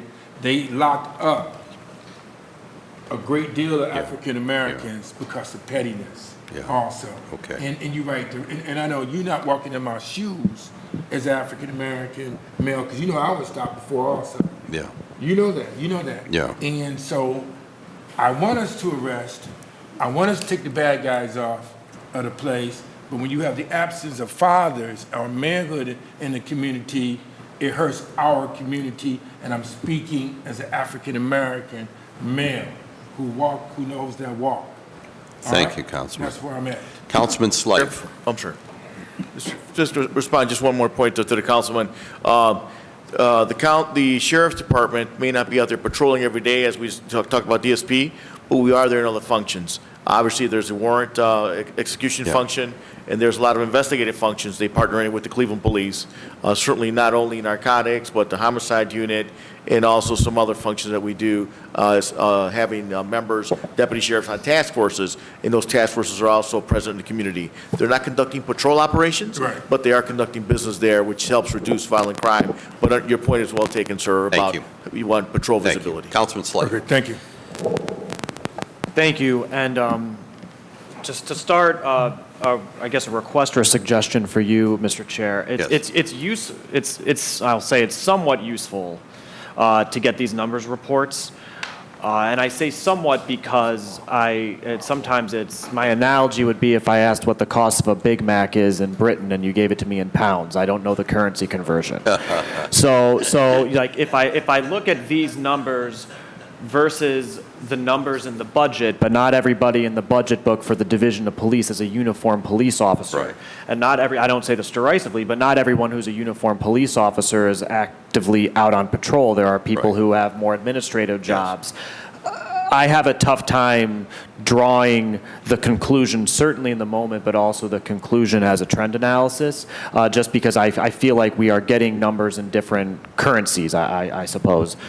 So my suggestion to us as the body is to work with our policy staff to come up with maybe our own matrix of how we want the data reported that can be used consistently over time. So I think it'll be helpful for us to make sure that we are understanding the information we're getting. I know we live in the age of data, but I often find data frustrating and useless if it's unable to be easily analyzed. So I think that we should push ourselves to be a little more proactive and on what specifically we are asking and what specifically we need to see so that we can get to the questions that we're asking. So if I'm happy to work with that with Ibukun and others on the policy staff and anyone else, it's great to get a number, but I don't always know what the number means. My first question, Colonel, thank you for coming. And you had said, and I appreciate all of the support and that the State Highway Patrol is willing to be present for as long as you're needed in Cleveland. But I suppose there is a scenario where, I won't pick on an affluent, safe suburb, requests support from the State Highway Patrol that isn't not really a well-founded request. And the Highway Patrol would say that we're not going to bring our resources, they're not needed. So I'm interested in getting a kind of high-level insight in how you and the state essentially analyze these requests and determine how they're going to give support. I guess the same question could be asked of the marshals as well, because the crux of this is I appreciate that resources will be available as long as they're needed, but how do we determine as long as they're needed, and what do we need to be doing as a city to recognize that this is not a sustainable solution, a sustainable long-term permanent solution to be relying on outside help? Colonel? To the councilman through the chair, we have requests from police chiefs across the state of Ohio for assistance from the Highway Patrol. And I will tell you that when those requests come in to my office, we look at the request, we see what the needs are, but we also ask for the data that supports the need for the Highway Patrol's assistance. Like I said before, and the governor has said, he believes in local control. And when those requests come in, we try to do all we can to assist. It's up to our leadership and the leadership of the agency that's asking to figure out what our role is going to be and what they need us to do and what they need help with and what their issues are, the issues and challenges, and then we, come up with the plan. So I will tell you that we've done work obviously worked with our partners here in Cleveland. We've done work with our partners in Dayton. We just recently did an initiative in Springfield. So when the requests come, there aren't many that we're turning down. Now, the other part of that is, as has been spoken around the table today, the Highway Patrol is having, we're having our own recruitment issues as well. What we know that has happened over the last few years in law enforcement across this country is that the folks that are willing to come into the profession, those have dwindled. So, from my seat, I also have to balance our responsibilities that we have across the state, 88 counties, those responsibilities with the requests that are coming in from our law enforcement partners. But I can tell you that if we can help, regardless of where they're at, we're going to help, but it has to be supported by data. Yeah. Appreciate that. Mr. Elliott, anything to add, or much the same answer? Same, Councilman, through the chair. We have 40 counties. We have task forces set up. We have a permanent task force set up here in Cleveland with the Cleveland Police Department, the sheriff, and so on, and state troopers on that task force. And we've had that since about 2003. So we're not going anywhere. In fact, throughout those years, we've arrested over 12,000 violent fugitives in partnership together. Now, with a new sheriff in here, I know we expanded our task force with about 4 or 5 of his men and women. With the police department, we just deputized the NICE unit, which consists of about 12 individuals. So they're in partnership. So we're going to continue to focus here in Cleveland. Mr. Chairman, on that point, What's your point, Mr. Jones? Mr. Chairman, to Mr. Elliott, we have some problems in our neighborhood. Do you just deal with the proposition of fugitives, or do you do any other kind of work in addition to that? Okay, thank you, Councilman. Yes, fugitive work and missing child work is what we're responsible for. So Okay. if there's any type of missing child cases, we will handle that. And then obviously any type of violent warrants out there, we'll handle that also. Okay, Councilman Slate? Okay, thank you. And as we were sitting here, Mr. Chair, I was trying to take down rough estimates of if we have, these are all estimates, but 30 highway patrol officers. I'm going to go with the upper end of 50. It was marshals, let's say like 10 deputies downtown, trying to figure out, we have this shortage in our own division in staffing. I'm going to say we have 128 departures. I would say 71 resignations are the ones that are controllable. We can't control when people retire or die. Trying to understand, if this is working, if it's about manpower, how much manpower are we talking about? And I'll say one of my questions on how you analyze the request is, apart from just the crime data, the hard crime data, to what degree is staffing and recruitment looked at? Because as we see, there's 28 recruits that are being brought in, but we've also gotten word that 98 individuals who applied were passed over for employment, and when we've asked for further information as to what would disqualify a candidate who came rather far along in the process from being seated in an academy, this body was told that wasn't information that could be shared with City Council. So we have some real questions about the application and the hiring process to see if we are maximizing our own pipeline, or are we just defaulting back on a easily said talking point that it's hard out there. I don't have the answer for that. I don't know if that is brought into your analysis of our own internal processes and how they could be exacerbating the more raw data. To whomever. Yeah. Through the chair to the Deputy council Chief. member. A little bit about the requirement to be a police officer. All the men and women who sit here know that the state of Ohio and Put your mic closer, thank you. the state of Ohio does have guidelines that do have to be followed when there is a police officer that is hired to take on this role. So a big part of the application process is vetting those standards. And a lot of time you wouldn't think it would be the case, but you have men and women that apply for these positions that don't even meet the minimum standards that would allow them to be a police officer in the state of Ohio. So that's a big portion of what is taken into consideration with the hiring process. It's not a matter of, we don't want this person. We want all qualified candidates, and we want the best qualified candidates to work for the Cleveland Division of Police. Thank you. I think the rub to the chair is the definition of best, because I've certainly heard anecdotes about seemingly well-qualified individuals, residents of the city of Cleveland, who and young, told that they didn't speak enough to their life experience, which I don't know what life experience you have when you're 23. That's going to be a long, compelling answer. Or there was certainly a class where a number of candidates got COVID, and they weren't allowed to continue because they had to take time off to quarantine for COVID. So I think that there is something here, and I want to forcefully state that we have to solve our own hiring pipeline somehow. I don't see what's before us being a sustainable practice in the long term, nor should it be. And a cynical take would be that this is a way to get the resources we need without having to pay for it, even though we're budgeting for it within our general fund. This is maybe a silly softball question, but I'm interested, again, to the Colonel. So it's valuable. I see two roles or two purposes of having a hearing like this today.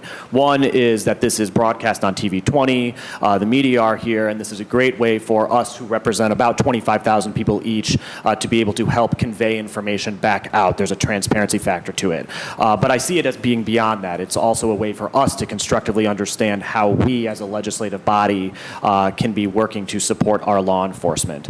And frankly, I think the tenor sometimes is that this is a dog and pony show and not an opportunity to find productive ways for the legislature to assist.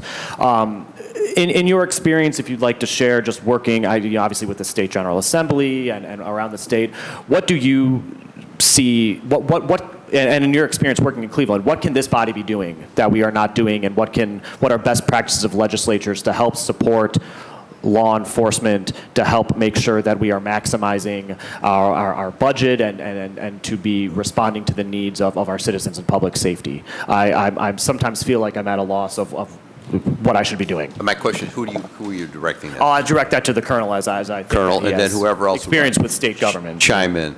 Colonel? To the councilman through the chair,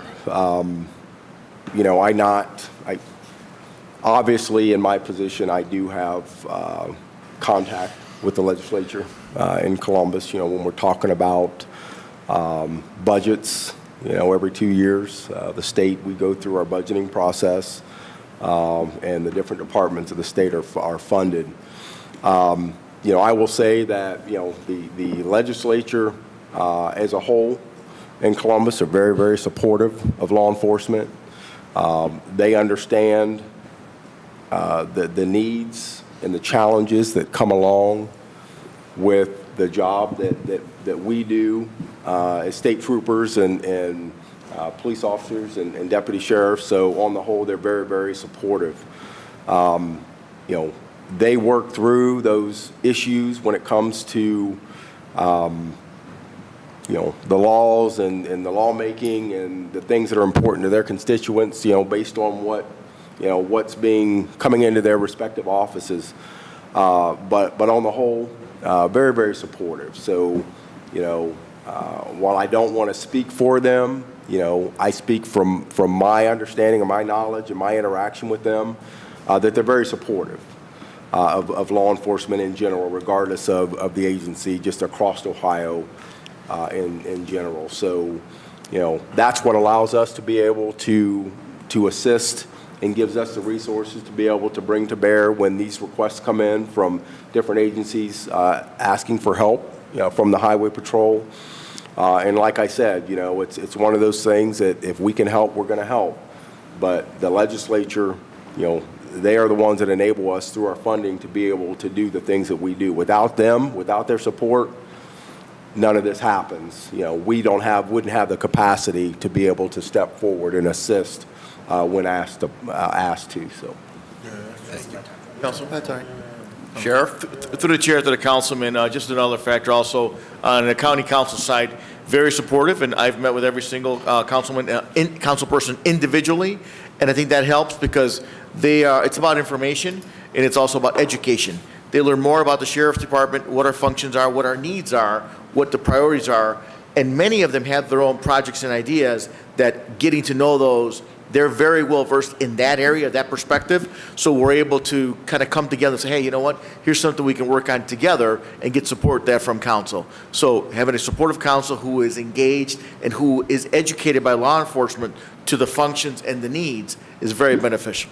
Thank you. Thank you, Councilman. Councilman Starr. Thank everybody for keeping time.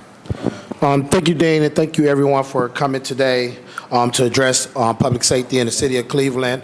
I know I was very instrumental in July talking about this type of collaboration because there's a lot of violence going on in our city, but most important, across this country, violence has spiked up throughout the country, and I'm a firm believer in rolling up our sleeves and figuring out how we can partner together to address some of these issues. So that is not my time, Dane. Don't you start. I apologize. Okay, go ahead. It's that technology, Dean, don't worry. Go ahead. No, but what I mean by policing our way out of it, I deal with a lot of different issues in the neighborhood that I'm from and the neighborhood that I represent as far as Ward 5. And one thing that breaks my heart is there's like no lack of understanding why fugitives or repeat offenders continuously gets out once police catch them. But then also, no one's fearful of going to jail no more. No, they're not.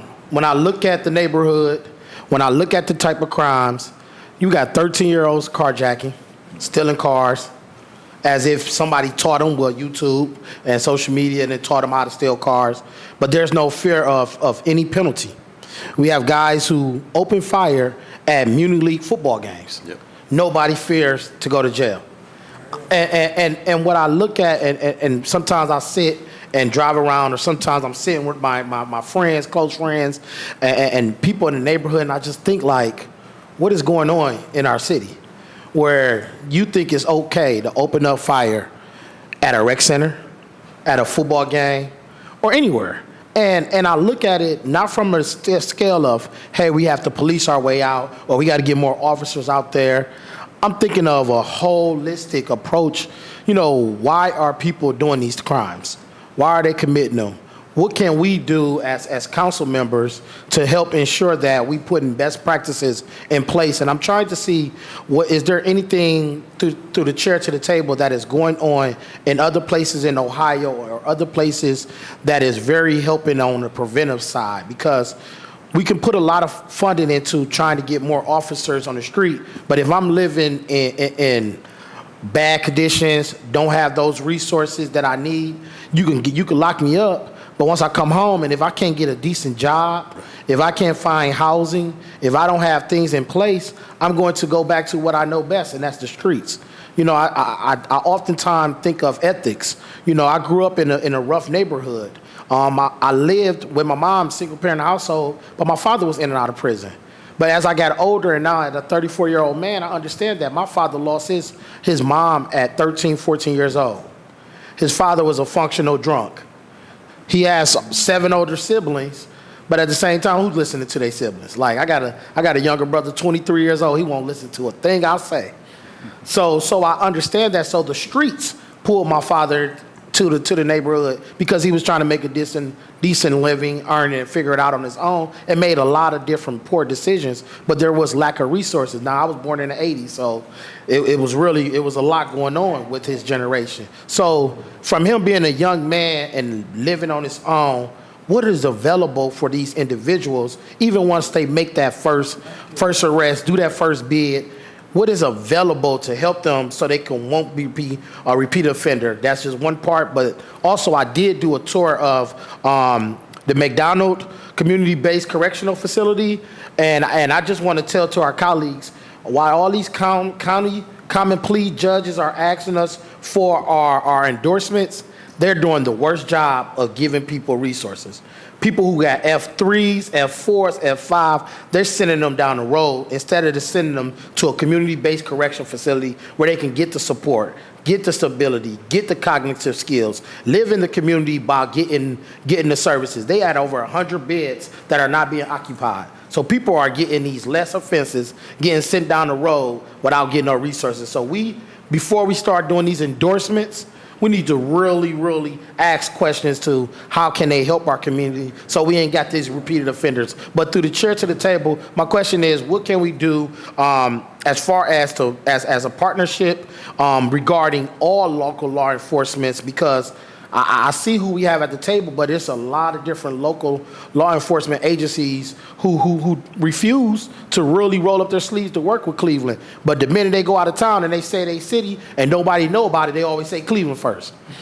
And I'm tired of them just patrolling whenever they want to patrol, but they're not really working in the confines and the policies that Cleveland Police Department has to help us, because they got more officers that can do more work and help with more patrolling. So through the chair to the table, what does that actual relationship look like with all local law enforcement and working together? Just before I call upon Councilman, Councilman Comment I had a point.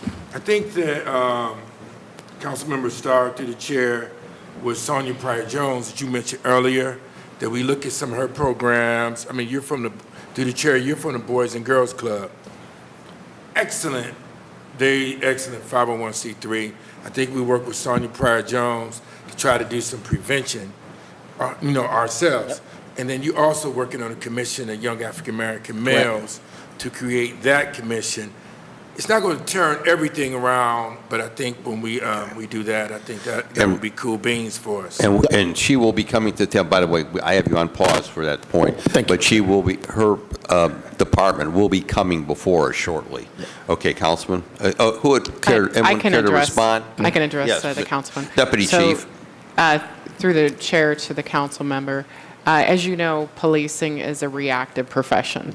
And, we respond to the calls for service. We are not the ones who are a lot of times the preventative portion of that. A lot of what we do is the community policing. That is the preventive portion that we look at. But we are a part of the conversation. As Deputy Chief Pillow stated, that he is working with Chief Pryor Jones and her team to be a part of that, to understand a little more. But we are not the front for that. We're not the front face for the prevention portion, but we do have a role in that. Thank you. I think that is great. And also to the chair, to the table, how do we hold or partner with these local police departments to be able to get them to do more? RTA could do more. CMHA, I don't know what they do. Dean, I'd love to bring them to the table to understand what they're doing in some of these public housing estates and how they patrol, and that's a tough conversation. Very valid point. Yep, so I would love to see how we could talk to them and see what their best practice is. But then also, I definitely would like to speak from the chair to the U.S. Marshal, Pete Elliott. I see you have a great career my entire life. I see you've done some great work back in '87 and all the way till now. So I salute the work that you do. Something that is definitely on my heart and on my mind is a lot of these missing children in the city of Cleveland. I know all of my colleagues, as well as us, we've been reached out, our office has been called, our social media has been tagged. And then one of the spikes that I saw, a report that said about 50 children has been reported missing in September. I know through Chief Drummond, he has allocated staffing and detectives in all 5 of the districts. My question is, through the chair to the table, is what is the work the detectives are doing? And the most interesting thing is when I was walking in today, a grandmother just stopped me and said her grandson or grandchild been missing for 3 months. And I'm just trying to figure out what is our approach from the city of Cleveland to finding these kids, even if they're strays or they're runaways, just to make sure we know where they are at. What has actually been done as a collaborative through the chair? Before anyone responds, I'm glad the councilman raised this issue, and I'm going to put it on pause here. I was flicking last night before I went to bed, and on the national news last night, I don't know if it was, I don't know which one it was Fox, Yes. that Cleveland is one of the worst cities in the country for missing children. Can I address And I some of was just that? like, wow, what is this? So who wants So to? I'll start on this, and then I'll let Deputy Chief Pillow add on. I just want to make sure that we put a clearer picture out there. A lot of the information, especially what's been put on Fox, is misinformation. That is a story, that is a narrative that is being told that is not correct. The Department of Public Safety and Police will be putting out a formal statement on that. I think that's important. There was an Instagram post that was going around about a week ago, and it listed, I believe, 70-something juveniles. We vetted that list. Most of those juveniles had returned. They were not missing any longer. We have, Children and Family Services who report anytime a child goes AWOL is a missing juvenile. We have parents who have children that do things that they shouldn't be doing at nighttime. Yes. So the parents, to protect themselves, will report that child is missing so that they won't get a curfew citation if the child is picked up later in that night. So we have a small number that are actually, we have juveniles that are missing, but the majority of them, this is something that is the juveniles are returned, and then another juvenile will go missing. It's a revolving door, that's happening here in the city of Cleveland. Each district does have a dedicated missing juvenile detective. Okay. There's also a detective that works for Deputy Chief Pillow that is dedicated to missing persons. So if he has anything to add on that. Councilman, is that? Yep, and that's great. And can we get a report or some data on how many detectives we have on the missing person, and then also to the Chief to U.S. Marshal Pete Elliott, what can your office do to help Cleveland as well as obviously Ohio, because it's something across Ohio, but to help us figure out where all these children are at as relates to missing, through the chair. Well, through the chair, the Thank you. councilman, I could not agree more with you. We work with Cleveland Police every single day. We have individuals dedicated to missing children. I could not agree with you anymore. You're right on it. Again, we're going to continue to do everything we need to do, and we're doing it every single day. There's a number of kids that we focus on between 13 and 18 that are runaways that go missing. Sometimes we've retrieved the same person 3 or 4 times. Okay. So, but we'll be there with Cleveland and every single day, and we work with them every single day. Thank you. Thank you. And Councilman? then I have one last point, Chair. One point that I definitely want to bring up is curfew. We're going to be hearing that shortly. Yeah. That danger.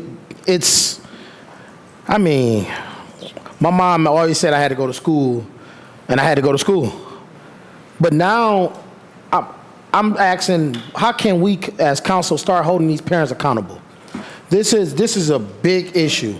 We take the blame, police take the blame, council elected officials take the blame of parents not doing their role. We can make up all the excuses. We already know about the Housing Acts, laws that have been passed historically about breaking up the 2-parent household studies, but we got kids robbing, shooting up the club, taking people's cars, shooting at everyone, and they get the chance to go back home and stay in their parents' house with the gun that they using to do these crimes. But then they be out at the wee hours of the night. Then they be out during school hours. And I'm like, how are we administering, or how are we working to patrol to help with these curfew laws, but also make sure we getting these kids into something productive, because the cycle has to be broken on a proactive approach. And I know police is more reactive, but what can we do? Like, that's something I definitely want to raise the eyebrow, because I'm just tired of seeing these young kids. And I definitely to 216 Operation 216, big shout outs, because I've been getting calls like, man, it's hot out here. They everywhere. And that's the type of presence we need to ensure the safety in our city, but also to let people know that you're not going to continue to commit crimes in the city of Cleveland and be able to do whatever you want. You are not the ones running this city. We as leaders are the ones who run this city, and we need to ensure. But that was curfew and holding parents accountable. Man, that's your child. You roll up. You did what you did to make that baby. And if that baby is not doing what you need to do, you need to toughen it up as a parent. I'd be darned if a kid of mine's talking about they shooting and robbing and stealing cars, and they living in my household as if I don't know what they're doing. I mean, it's all over social media. It's all over their behavior. Hey, my mom told me, bring me good grades, or it's gonna be a problem. You don't got no other responsibility. So bringing back that old school parent, that real accountability and that structure, but also giving our parents that manual, because there's really no manual on how to raise a kid or raise a child. But there are some best practices that people need to understand. And also, we got to come to a reality.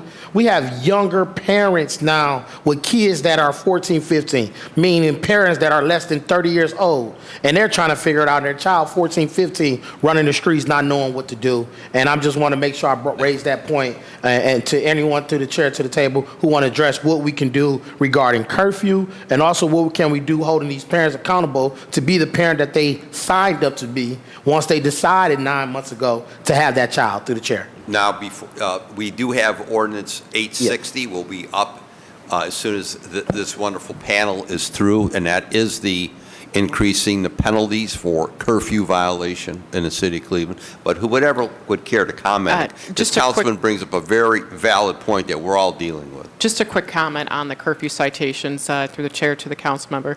As far as the crimes that are being committed, one of the directives we have is when there's a juvenile out there in the middle of the night that's committing these crimes, that the parent is cited. That's the only way to, add a little bit of accountability on that. If we find a juvenile in a stolen car at 2 o'clock in the morning, there's a directive that they are to follow up and issue that curfew citation. Thank you. Thank you. Thank you, Councilman. Anything else? No, I'm good. And I was under time. Please Thank take you down the for record. everybody keeping time. Councilwoman House Jones.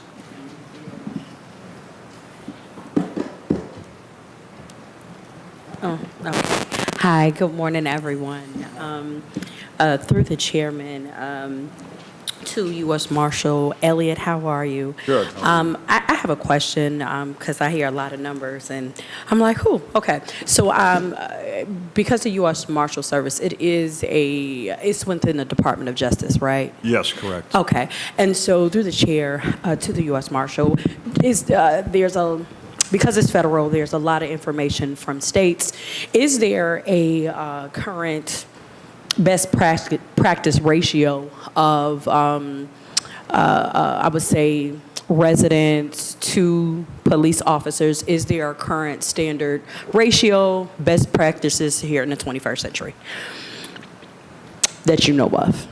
Well, through the chair of the council, I'm not quite sure of the question as far as the ratio. Is there a standard ratio of what does it look like to have a police force based on your population size? Per capita, like a per capita? Yeah.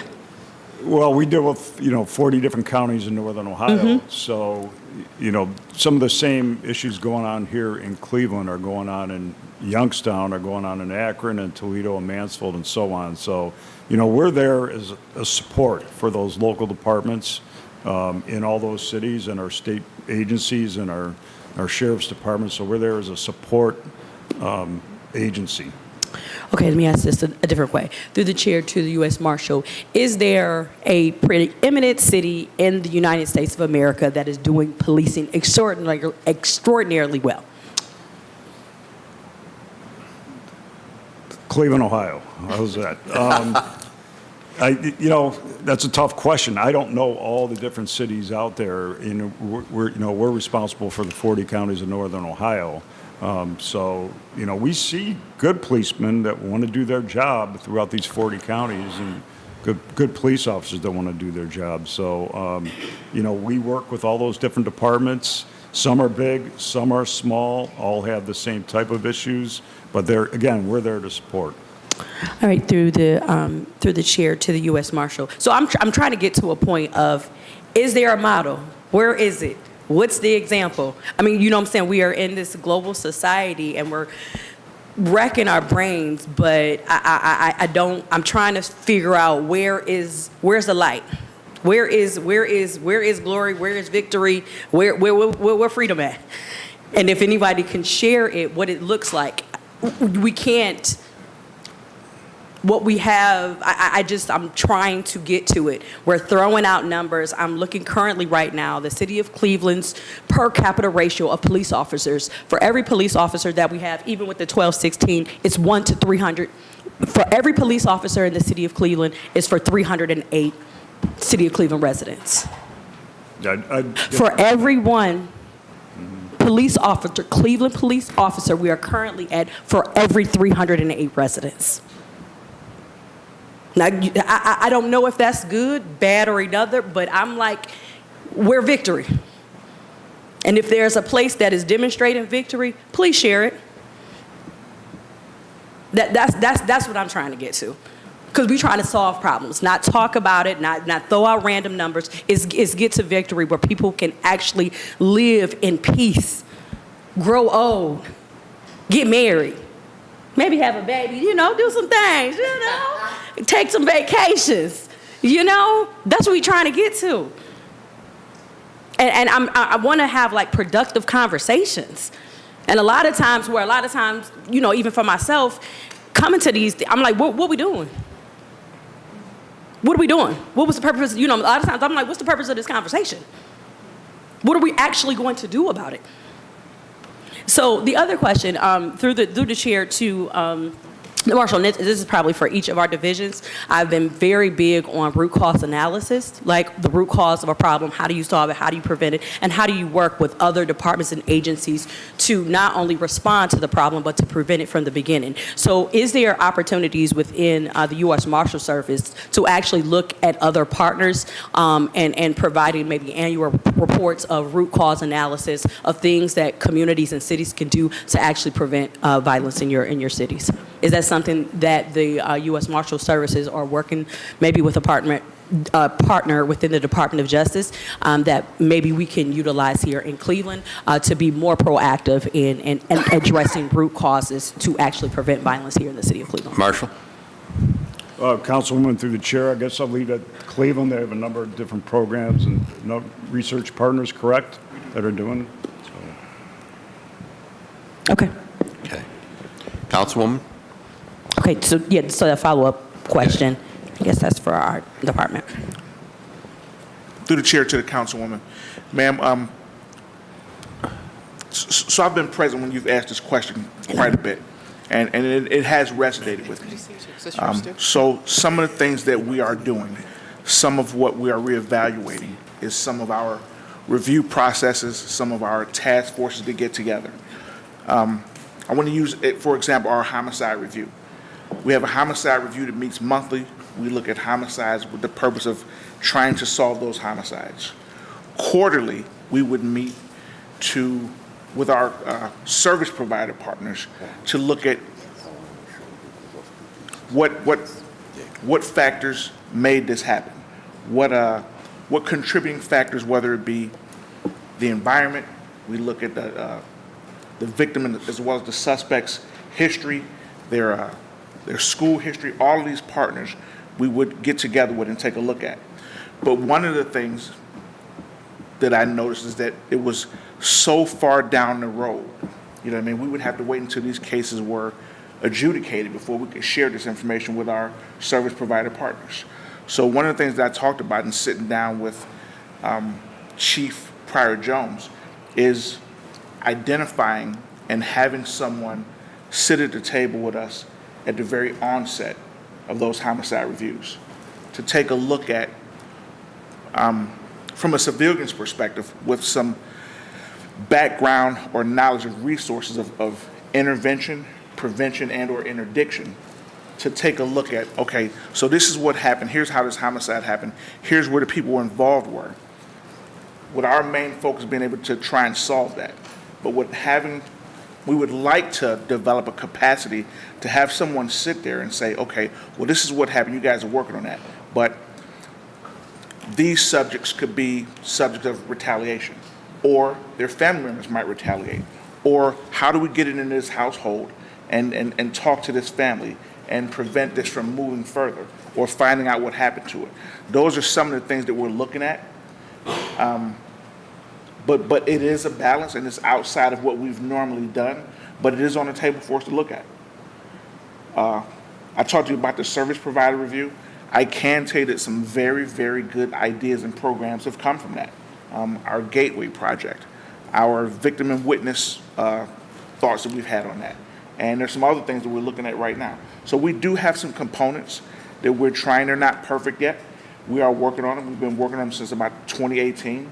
And now with the new administration, there's a third component to that, in which we would take a community aspect of it, about these homicide reviews, as well as not just for homicides. We are working on a non-fatal review, a non-fatal shooting review, to do the exact same thing. But as opposed to down the road, we're looking to have a greater sense of urgency and a more immediate response to those crimes, those violent crimes that are happening, in terms of getting some resources. And we're still trying to identify what that looks like. So Thank you. Thank you for that.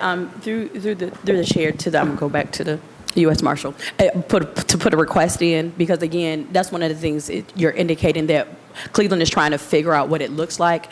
If we are a part of a federal system, I'm just putting a request. Is there an opportunity to see if we can put a request into the Department of Justice to see if there are communities and cities that are doing root cause analysis, for the idea of sharing it wide of these are the things that we as a community should be looking for to be able to intervene, right? Why, I'm going to give you a very quick example. In August, I went to a place and I got out the car and I saw 4 young men. 3 of them were all in black. It's in August. What you doing? One of them had a semi-automatic weapon. And so I jumped on my car. I'm like, what's up? So they just got into their car and they left the one that was standing at the apartment. And so I talked to a woman there and she was like, no, I've been trying to talk to this young man. He lived, at a certain place, whatever. Did it probably about early September. I got a call. Evidently, one of the young men, I am familiar with the person's parents, was a part, I guess there was a raid at their house, but the person was smuggling firearms. You see what I'm saying? And it's just like, for me, it's like, well, what could I have done? Should I have done something? Go to the parents. But then I talked to people, and it's like, evidently, this person has been involved in stuff for a while now. You know what I'm saying? Neighbors have been talking to him. People have tried to talk to the parents, and nothing is working. And so it's just like, what can community members do? Like, for real, like, outside of, like, I don't know, you know what I'm saying? And then, I'm looking at the parents crazy, like, y'all didn't know this was going on? And this wasn't, and I'm gonna tell you, the parents are not, this is the working parent, got a good job and all this type of stuff. It isn't the case of a parent who incarcerated and strung out. No. It's a person that got a good job. So you know what I'm saying? So it's just like, what do we do? You know what I'm saying? There was nothing, that police, y'all came afterwards. Like, we got to get to, like, the real community interventions to be able to, because part of me was like, should I just roll up on their house? But I know that's not safe. You know what I'm saying? To confront his parents, to be like, what is y'all doing? You know what I'm saying? You and the other son, like, they are into all type of stuff. So, like, what can we really do to be able to stem this just negative elements, in our community? Okay. Who would care to, anyone who care to? I guess I would say this, and I'm going to put this, my colleague on pause a minute. I think all of us have our own stories that we can attribute to about why somebody did something, and I'll comment on that in a moment. Whoever would care to. Yeah, through the chairman to the council member. So just so everybody's aware here, the Marshal Service has a mission, okay? Mm-hmm. And our mission is, it's dictated by people above us here in Cleveland, and that mission is arresting fugitives wanted for violent crimes. It's for arresting sex offenders and prosecuting those that are violating Adam Walsh Act, and it's also for recovering missing children. So a lot of what the question you're asking, it's kind of outside of our mission. Our mission is, if you're looking at a defense, like, to give a football analogy, we are like the safeties. We're the last line of defense here after, the crimes have been committed, after, fugitives have been identified. We come in to support our local partners by arresting and taking those violent fugitives off the street. Yeah, you had a point. So through the chair to the table. So where's the D line and the linebackers at on this position? Okay, thank you, Councilman. So Whoever wants to just go through the chair. Through the chair to the councilman. I think that when you, those references, those are the parents, those are schools, and those are social services. Ultimately, ideally, we would like to have intervention, prevention, skills taught, that these individuals don't make it to that point. But once they do, our task is to identify, apprehend, prevention as well. We're part of that prevention aspect as well. But when you talk about that, there are multiple levels that young people, individuals, children get to before they become fugitives. Yes. Yeah. And I think that is, could we all do more? Yes. Is it working? No, but it's what we have right now, and I'm open to try and work with it and try and change it, but it's tough. by the time it gets to law enforcement, Yeah. most times the laws have been broken, and there's protocols that we have. Thank you. All right, and this is, Councilwoman. yes, and this is my last question, through the chair to Deputy Chief Todd. Hi. So I did talk to the safety director briefly on Monday. So evidently, we have had, just most recently, military demonstrations that occurred at MLK High School when I was on vacation, and Ward 7 residents. I mean, it was late night bombing. I don't know what was going on, but I really would need somebody from the police department, somebody to tell me, how did this happen?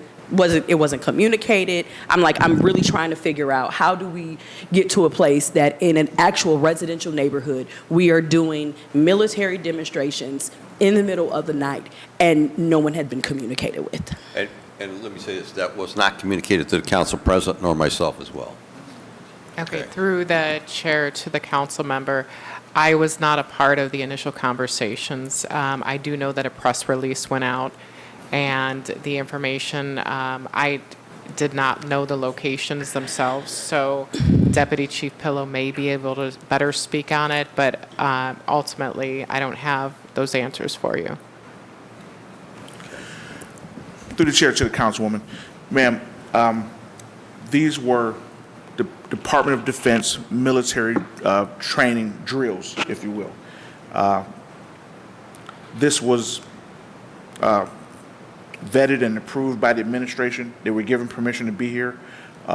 It was my understanding that within a week to 2 weeks before it was to take place, we were to push out notification to a media alert that these would be taking place, not just in the city of Cleveland, but in some of the surrounding suburbs as well. We did push that information out. We did have messaging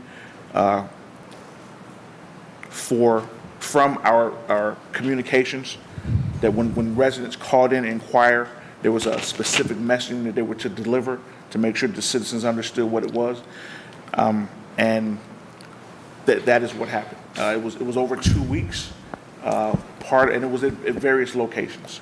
The locations were not pushed out. It was not made available to the public and or the media, and that is where that. But Can I? Go ahead.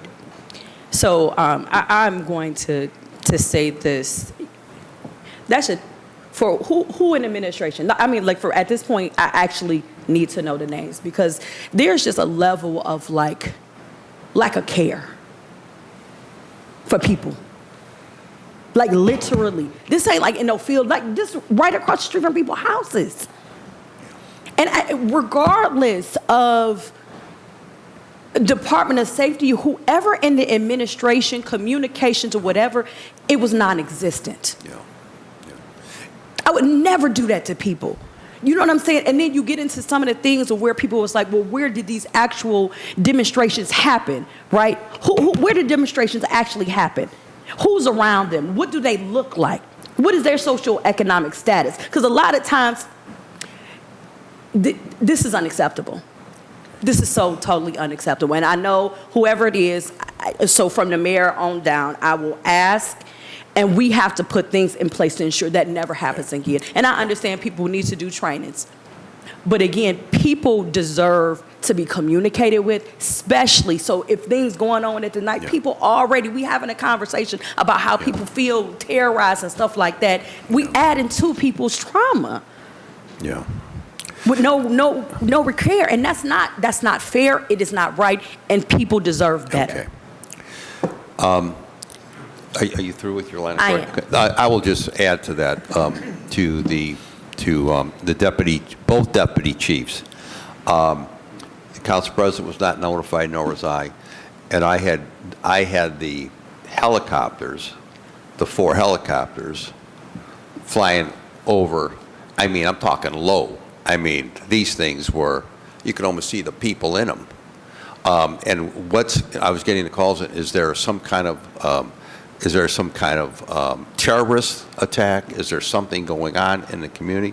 There was no communication to those of us. So to just reinforce Councilwoman House Jones's concern, I totally support training exercises, but we should have been notified that this would be taking place, because people thought there was something actually going down. They thought there was something going down serious in the city and in our neighborhoods. And I couldn't explain to them myself what was going on. So I'll leave it at that. I just think in the future, there's got to be better line of communication. So, Councilwoman Gray. Thank you. Thank you, Chair. I want to say thank you for being here this morning. Appreciate it. I just want to say U.S. Marshal Pete Elliott, Staff Benjamin Serber, that's your? Josh Law. Oh, Josh Law, and also the Ohio State Patrol Superintendent Colonel Charles Jones. Thank you for coming. Appreciate it. And also the police staff and sheriff. Thank you for being here. I want to first direct a question to our Colonel Charles Jones pertaining to your partnership with the police department and with Governor DeWine, and you stated that you're not here for, like for petty situations per se, and I get that. So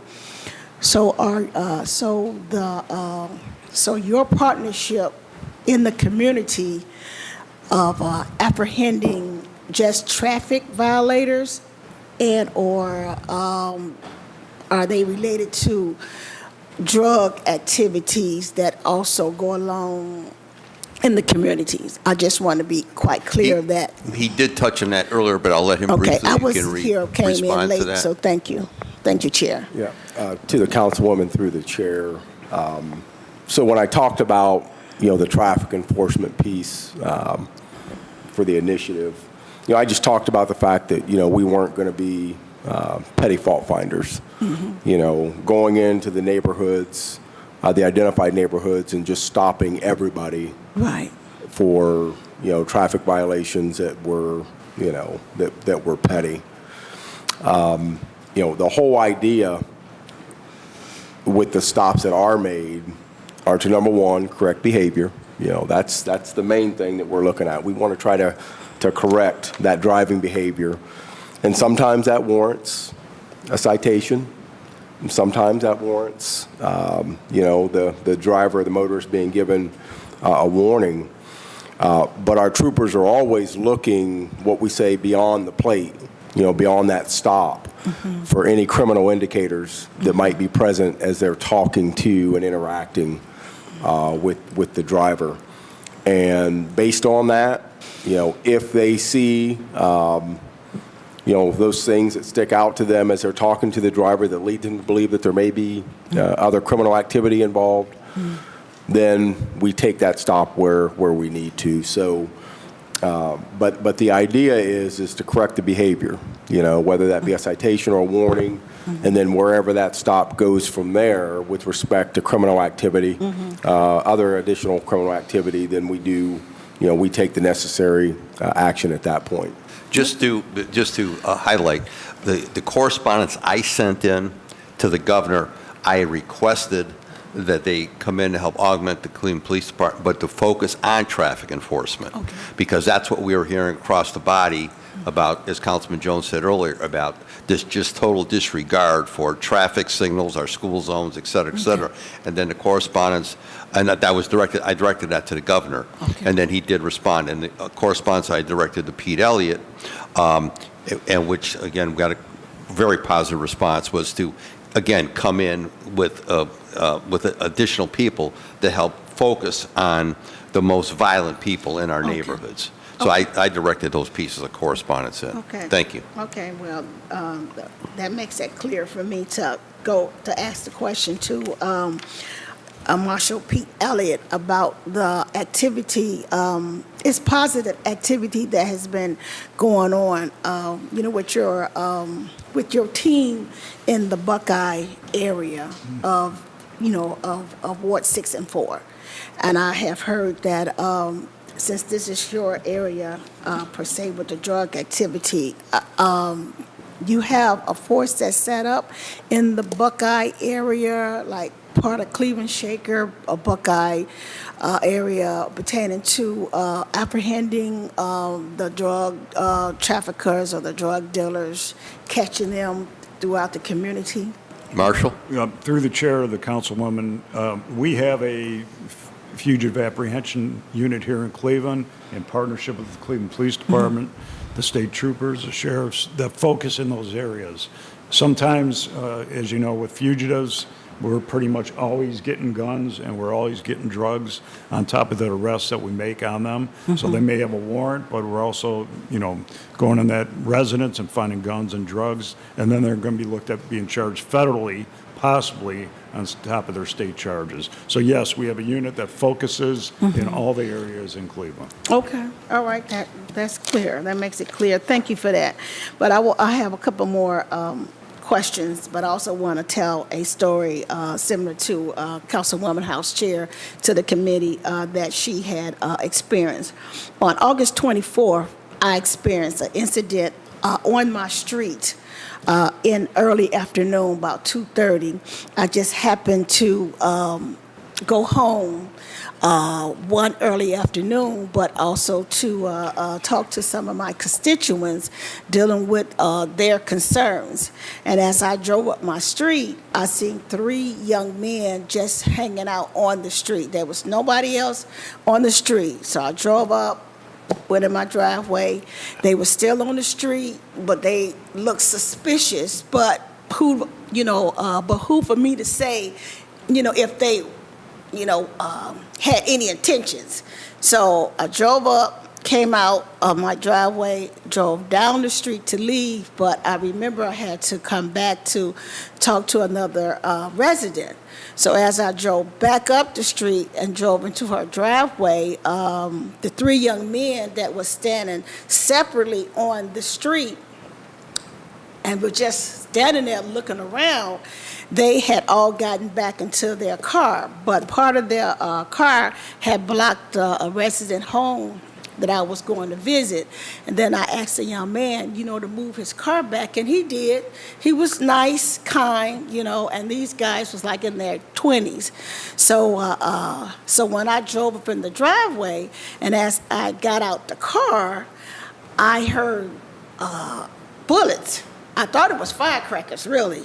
But then but once I looked around, all 3 of them were shooting towards my backside down at someone else. Of course, I didn't look around to see. I just ducked and ran and hid on the side of the homeowner's house. And I hid behind some bushes because I have never, ever in my life experienced or have dealt with that. And so then the 3 young men who were shooting, crazy, one young man fell on the street and said, "I was hit. I'm hit in the foot." And so then the other 2 young men, ran and picked him off the street, put him in the car, and drove down the street. And then the homeowner, she said, "Councilwoman, get in the house, get in the house." So I ran into her house, and so she said, "I have all the footage on my camera." So she said, if the police need it, I just give them a call. And that happened at 2:30. That happened exactly at 2:30. So she called at 2:33 to the 4th District and reported this. Once she called, about 2:45, no shot spotter. I sat in her house the entire time. No cars, no police officer arrived within those 3 minutes that the shot spotter should have caught all those bullets. No shots, no police officer arrived. When I called at 3 o'clock, I called and I said, the resident called at 2:33. It was a shooting on the street at 2:30. I was out in it, and thank God I did not get hit. Where are the police officers? In 3 minutes, the police officers were there. They blocked the street. They blocked, they put a car in front of my house, put a car in front of her house, and then they all came out, and 2 other cars came out, and they seen the blood on the street. And I explained to the officer that the 3 young men, what had happened, and they drove off. And I said, I bet you they went to the emergency. So one young officer said, Councilwoman Gray, if that was a foot wound, they probably didn't, because it was a foot wound, and sometimes they just do self-healing for themselves. But 2 minutes after he said that, he got a call and said, we just got a foot wound coming into the emergency. I said, most likely that's them. Could they be held? So the officer said, most likely they will be. So I'm just saying, I'm expressing this, how I am echoing Councilwoman House. These incidents are happening right in our community, broad daylight. These kids, these young men are running rapid like it's Wild Wild West. They have no indication of a care of anyone else's lives. I myself am blessed and grateful that they were shooting the guns the opposite way, but it's a crying shame that they was out there shooting guns, period. And what was going on in their lives to be shooting at anyone, what was happening. So my concern is they were in a residential neighborhood. They did not even live on the street. I've been on that street for over 28 years. I have never seen them per se, but I found out after the fact that they were, they knew one of the young men that lived with his mother on the street, but they wasn't even involved. But they did come out because they heard the shooting. They came out to see what was going on, and then they attempted to go after their friends because they was wondering why they was on the street with guns shooting the young man that knew the young man, but they came back and said that they couldn't locate them. So when the Brittany report came out for that week, that incident wasn't on it because I ran through it.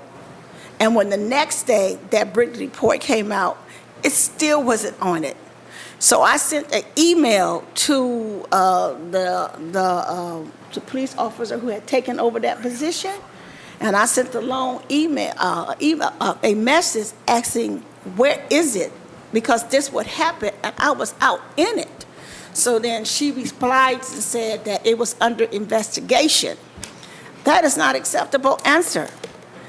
Because I'm a council person, I'm going to push that to the side. I'm a human being. I could have got killed.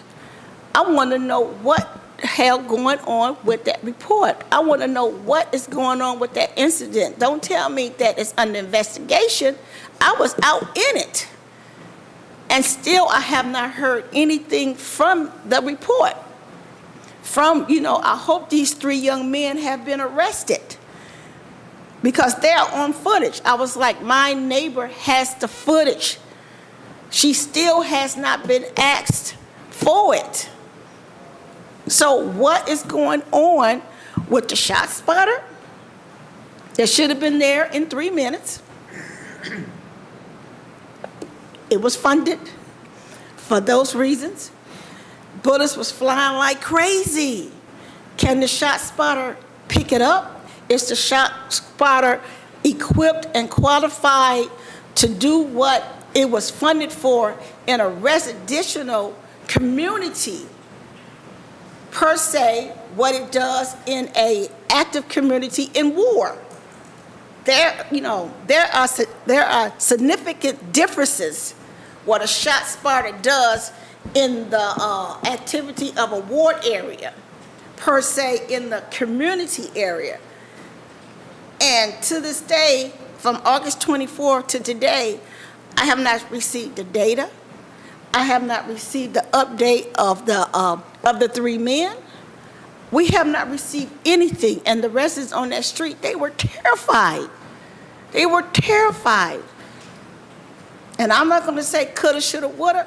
I'm just blessed that I'm still here because I was terrified.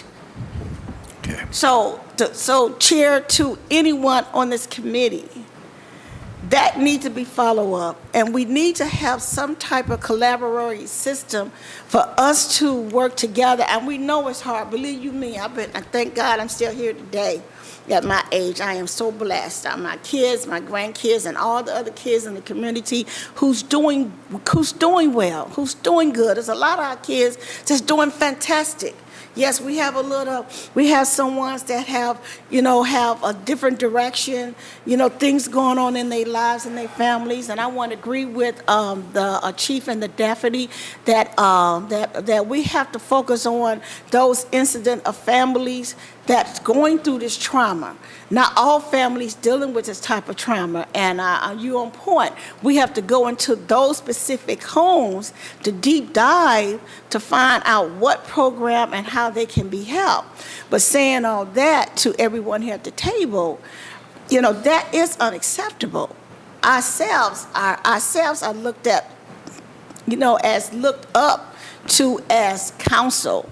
We're the ones that people come to, but we have no answers to give them if we are dealing with the same situation. So you want to have an answer to that, Chief, to the committee? Well, to the deputy chief and to both deputy chiefs, there was the question pertaining to the reports and reporting process. And I will say to my colleagues, I spoke to the safety director yesterday, who, by the way, told me he could not be here today because he had a family issue he had to deal with. We're not satisfied with the police reports that we're getting. And I want to say that again. We're not satisfied with the police reports we're getting. For a long period of time, we were able to get police reports that were detailed, police reports with information. And now there's this administration call that we cannot receive certain information. And we're public officials. And we've never had this problem. In all my years, sir, I've never had a problem getting police reports. Now we do. So we're going to have to get that issue resolved because it's adding to friction within the body.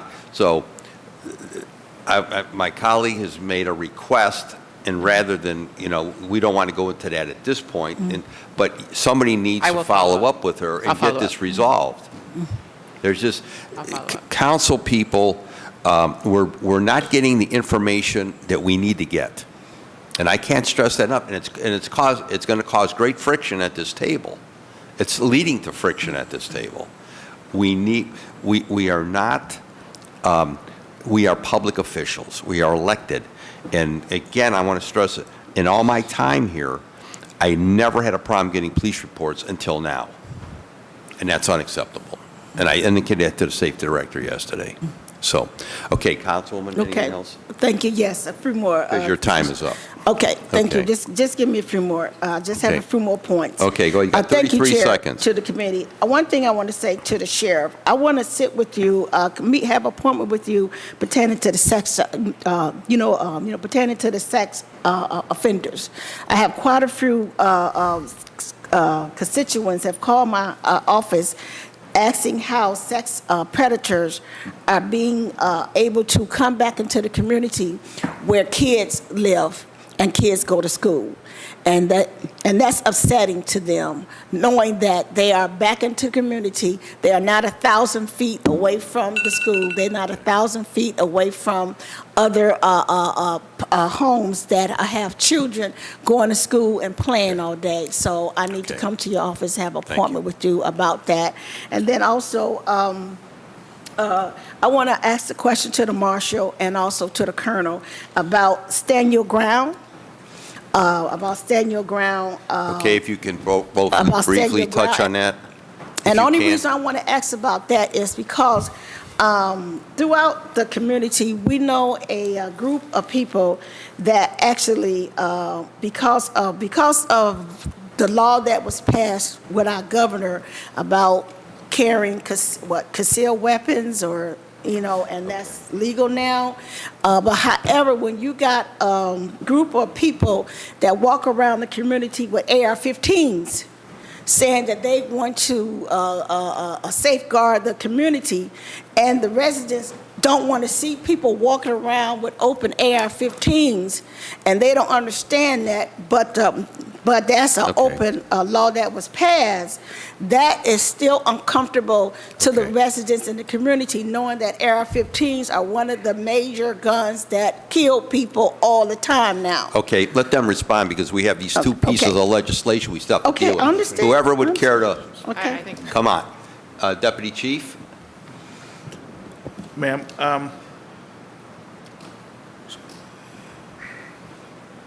the laws are what they are. We have no choice but to abide by those. We have our preferences. I believe the FOP and a lot of the police unions made it known how we felt about some of those laws, but they are what we are. We try to operate within that. Ollie, pull that mic close to you. Thank you. With our responses and everything else. I am familiar with the individuals and the groups that you're talking about. It is a source of concern. It is. But again, those that are, To the point, are they allowed to do it? they are. Okay. Open carry. They are. That's, okay. Okay. Are they allowed? Okay, and then my last, and Yes. my Yes. la- I concur. It's unfortunate. We had an incident where officers did engage, and our officers were in violation. I know Okay. because of the So- Thank you. stand your Councilwoman, ground. Because you can of the wrap it stand your up? ground law. Thank you. Because of the stand your ground law, but, we all get that, but it just makes the residents in all the community very uncomfortable and not feel unsafe when you can Thank see this able to happen.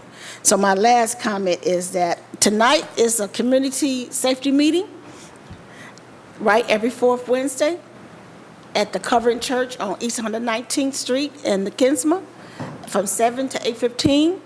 If the colonel, the marshal, and Josh, if you're still available, please come to that meeting to address a lot of the questions at that safety meetings that the community residents have. So thank you, Chair, for the extra time. Thank you, Appreciate it. Councilwoman Gray. Just a point to follow up on her. If a council person would like to request the appearance of, the U.S. Marshal or the Ohio Highway Patrol or the sheriff, just if you would send me your contact information, what's the proper protocol, what your lag time is or lead time we would need to give you, how much in advance. Because I think, again, I want to reinforce this again. We are very thankful. I want to say that again. We are very thankful for your help. I've indicated that to the governor. I've indicated that to our federal officials, for the U.S. Marshal and Josh, and help for the, and I mentioned when I saw the county executive. We are appreciative, and we need all the help we can get in light of the fact of where we are with regard to staffing levels in CPD. So I thank you for being here today. If you would get me that information. And again, I just want to say, on behalf of the collective council and our citizens, we know we have challenges. That's obvious. We're very much aware of it. But by working together, we can make a difference. And I've seen that. I have seen what your efforts have done just within the last several weeks. We're hearing it from our constituents. We're hearing it from our business people. We hope it continues. And then as we get into the fall, hopefully the administration will come up with a better recruitment plan for CPD, and we can start to fill some of these critical positions. We are going to take a 5-minute break. We have 2 critical pieces of legislation that must be heard today. I'm asking the members of the body to take that pit stop break and get right back in this room. So again, those who came, I appreciate. Thank you. That portion is adjourned, and we will resume in 5 minutes.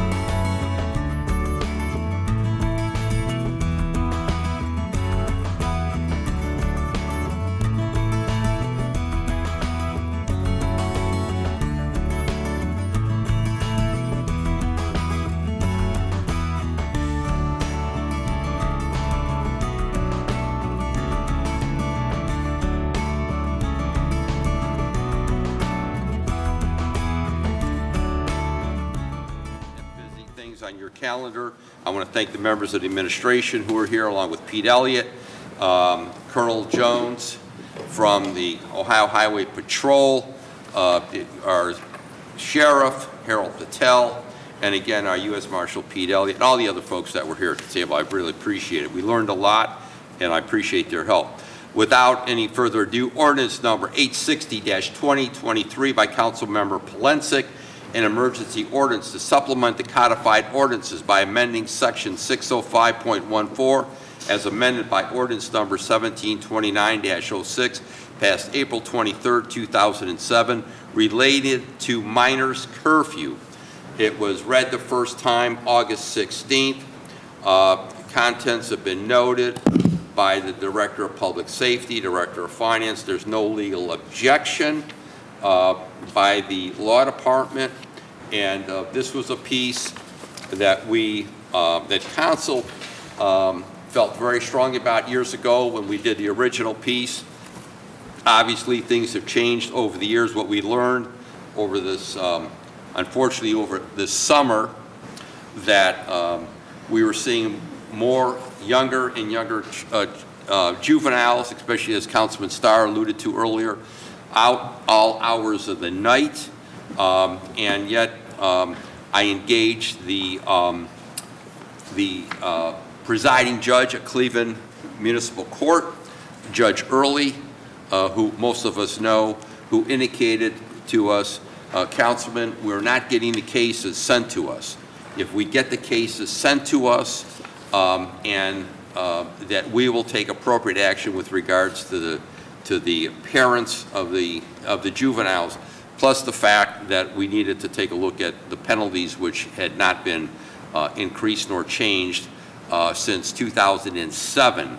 So at this point, I would ask Rachel Scalish, council attorney who worked on this for us, to please comment, and then we'll open up for discussions. Thank you. Through the chair, this section of the codified ordinances requires a parent or legal guardian of a minor to have a duty to supervise that minor so that the minor doesn't violate curfew laws. The ordinance itself amends the penalty for failure of a parent or legal guardian to fulfill that duty. It increases the penalty for a first offense to a fourth-degree misdemeanor. That's up from a minor misdemeanor. It increases the penalty for a second or subsequent offense to a third-degree misdemeanor. That is up to a fourth-degree misdemeanor. And it increases the amount of community service that a parent or guardian may be required to perform to an amount not to exceed $250. Okay. Deputy Chief Todd, would you care to comment? I have no comment on this legislation. Does the administration support it? Yes, sir, we support the legislation. Members of the committee, Councilman Jones, Vice Chair. Yes.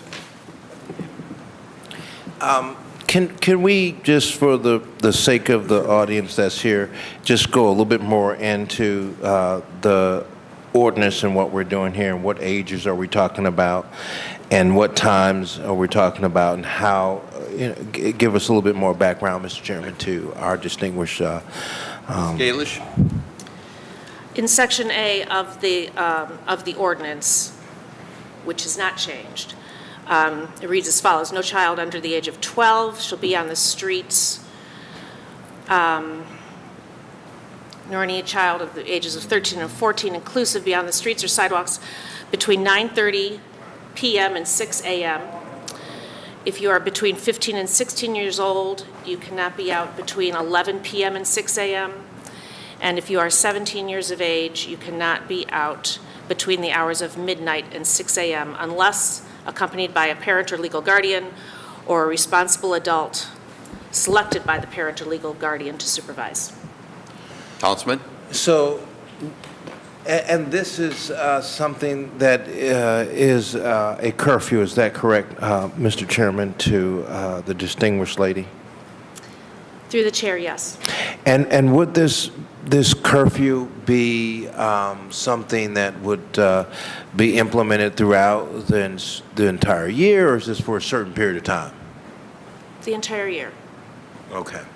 So we're saying that we don't want minors at a certain age to be out on our streets at a certain particular period of time.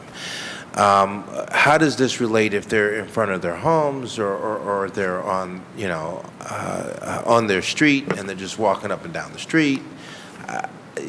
Would that mean that as well, Mr. Chairman, to our person, Mrs. Scalish? Ms. Galish? The way the ordinance reads, no children of certain ages cannot be on the sidewalks or in any park or any other public place during those specific periods that I listed for you. In a public place. But being on their street they live on, would that be? Well, it doesn't exempt that. Right. So, and I understand the need to put this in here. So now the next question, Mr. Chairman, to our distinguished, I'm drawing blanks, just give me a moment. Is the Deputy Chief? To our Deputy Chief, thank you. Sorry. How do we look to enforce that curfew? So through the chair to the council member, our officers a lot of times will issue those curfew citations. I know the letter of the law is pretty specific, but the officers do at times use judgment when they are issuing citations. So just so it's not, everything isn't, a clear cut. The law says that you shall, issue this curfew citation. They have to take into, other accounts into factor into other accounts when they make those decisions. But if a juvenile is out, clearly somewhere they should not be and doing something they should not be doing, then the expectation is their parent is issued a curfew citation. Right. I don't, Mr. Chairman, I don't have too much of an issue like this. The biggest issue I have is drug distributions and sales right there on the corner of Race gas station. And then I have vagrants and people who are begging for money at our bus stops, and we're supposed to have the RTA bus stop people or RTA security, but they're not doing anything neither. So this wouldn't too particularly impact us, but we are concerned that the citizens who have their children out that may be in their neighborhood on the sidewalks in front of their homes, I do have a concern on how that would be enforced, but it sounds like to me that in those situations, somehow what we'll do is and I'm not saying this is not a problem throughout the city, apparently it must be, but we certainly, if we do have a problem, we'll let you know about it. But of all the time I've been serving, I haven't had an issue like that in our community during those time periods. I do have issues with young people during the day. And that's when they're in their school routes and stuff like that. But in terms of having a curfew, Mr. Chairman, I don't have no unreadiness to not support this. I will support it. But I just want the police department to know to have ease when they come to Lee Harbor Ward 1 when it deals with this. Thank you, Councilman. Councilman Conwell, and then Councilwoman Hausler-Jones. Yeah, Mr. Chairman, it's a good piece of legislation, but here's my conjunction on it. We gotta enforce it. We have to enforce it. I mean, we pass laws all the time, and laws have to be managed and enforced. And if we push it to move it forward, and the mayor says he supports it, support means what, Mr. Chair? Is he going to execute on the legislation? Well, I cannot speak on behalf of the administration, but I can only say this. Judge Early, presiding judge, indicated that they have a special docket that they will deal with curfew. If they get the cases, they will deal with them. Right, if they get the cases. So that's what's important. I'm going to support this. Could you bring in, because when they are arrested, it goes over to the prosecutor, right? City prosecutor. So who is not giving them the cases? To the chair, to the, I always look at you as the commander. Deputy Chief. Deputy Chief. You know her for so many years. I understand. You understand, right. Deputy Chief. So through the chair to the council member, the parents normally are not arrested, they're cited. They're cited. This is an actual written ticket, it's a misdemeanor complaint and summons that summons them to appear in court. Right. So where is it falling apart at? Because the chairman said it's not reaching the judge or the magistrate, so where is it falling apart? I can't speak on behalf of the judicial system of it. I know that the citations are our responsibility, and when we issue Mic in front of you, please. when we issue those citations, those are sent to the court's office, and that's kind of where our part stops unless we're summoned to appear in court to speak on behalf of that citation. So we need to find out where it's at, Mr. Chair. It's a great piece. You have a great piece here, but what I don't want it to do, we vote for this piece and it just sit on a shelf. Well, I have to say, Mr. Chairman, Mike, because you are chairman as well. My only comment would be, I want to make it clear to the administration what our expectations are, because that horrible situation that we all saw on 104th in St. Clair, they were not initially cited for curfew violations, as we all know. Yet they were all out there in the middle of the night. And so the message is clear. What I've heard from my citizens, especially in the 5th District, they want the curfew enforced in this city, the nighttime curfew specifically. And as we've heard from others, the daytime curfew when they should be in school. But that nighttime curfew is where we're seeing the violence in our streets. And Judge Early, again, we all know who is an outstanding judge, said, Councilman, if the cases come to us, we will deal with them. And where's the social workers, all this money we got out here? Why aren't they out there doing what, Mr. Chairman? Mr. Chair, you'd have to, my colleague, you'd have to direct that question to Sonia Pryor-Jones, Director Sonia Pryor-Jones. You have her coming in here. Yeah, she's going to become. We're going to have her in here. All right. I mean, Okay. I support this 100%, but I don't want it just to sit on a shelf somewhere. And you don't either, Mr. Chair. Yeah. You got to execute on it. That's exactly. Right. Exactly. Right. Thank you, So I'm Councilman. there. Thank you. Thank you, Councilwoman Stephanie House Jones. I got to remember that, added Jones on there. And signs and stuff. Yeah, thank you. Through the chair, I guess to the our attorney. So I see where we are increasing penalties.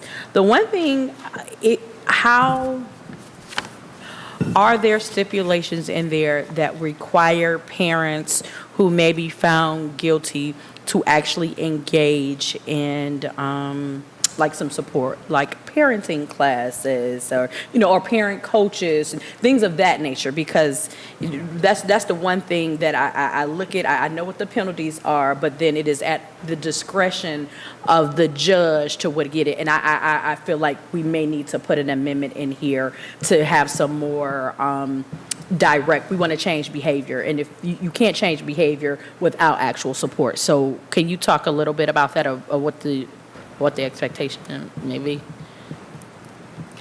Or maybe this is to the chair. I don't know. Yeah, well, I don't know if we could add an amendment to that effect.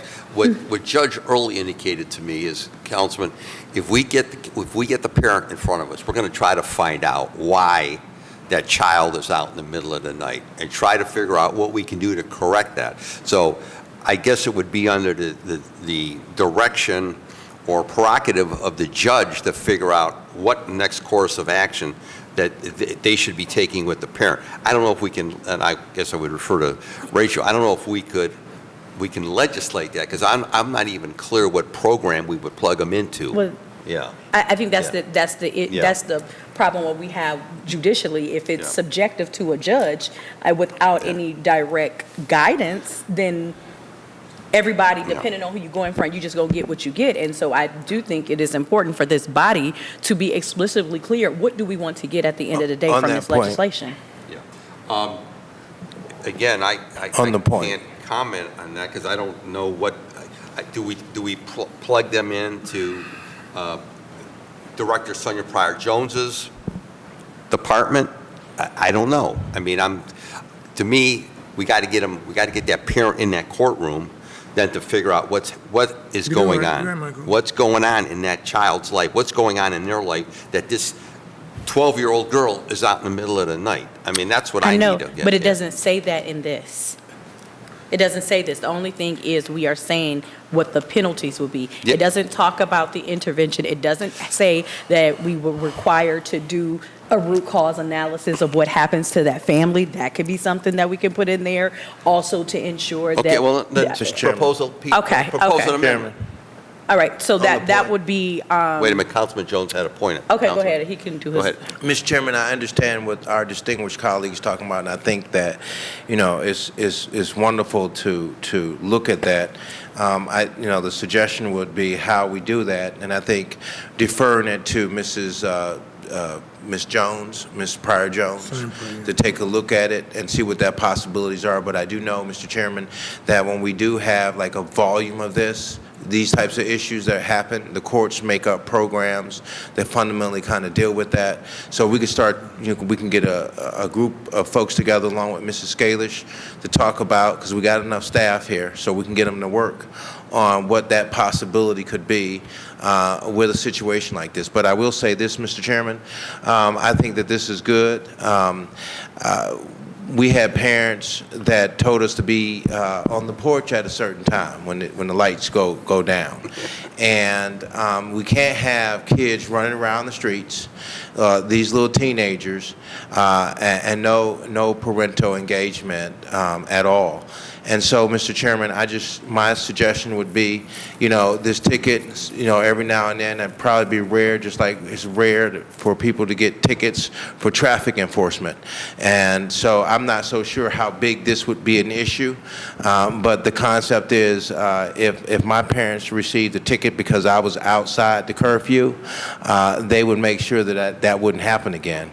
And so I think that this is a small piece here, and given the fact, Mr. Chairman, that the police officers have discretion, I'm not sure if they're write 15 to 20 tickets a year. Well, So I'm not so we're gonna sure how watch big that. this would be. Okay, thank you. Councilwoman, you want to offer an amendment? Yeah, I would like to offer an amendment. This is in, hold on, let me. What section? It would be in section 605.14, under point E. It says any person who violates Division B of this section is guilty of negligently Yes. failing to supervise a child, a misdemeanor of the 4th degree for a first offense, comma, and I guess the language would be, will be required to undergo an assessment of family, I would just say root cause analysis for all intents, like a family root cause analysis, and be required to participate in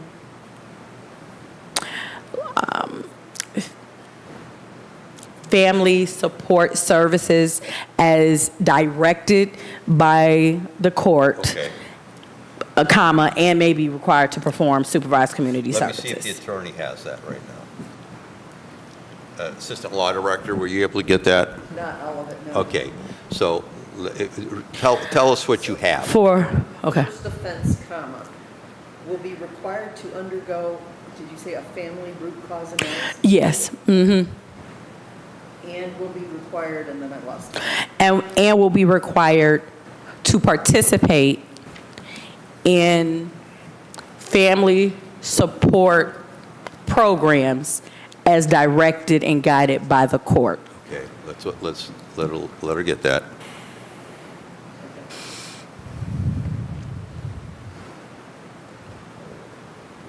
Okay. You think you got it? Yes. And you probably could take out the family, just put root cause analysis. Okay, so you want to read back so we know what it is? Any person who violates Division B of this section is guilty of negligently failing to supervise a child, a misdemeanor of the 4th degree for a first offense, comma, will be required to undergo a root cause analysis, comma, and will be required to participate in family support programs as directed and guided by the court. That's fine. Okay, there's been a motion made by Councilwoman House Jones. Is there a second to that? I second. Second. Okay, all in favor?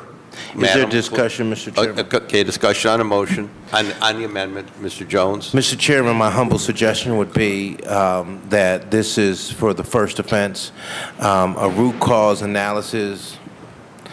I mean, I don't understand what that really fundamentally means. I don't have an understanding of what the Okay, cost Councilwoman analysis would be on that. House? And, Mr. Chairman, I would suggest, my humble suggestions to my distinguished colleagues would be like if this was maybe a second offense, but the very first offense, that's one thing. Having a second offense, that's another, because what we're going to find ourselves right now is in a position where it's going to be a cost factor, and someone has to do the work.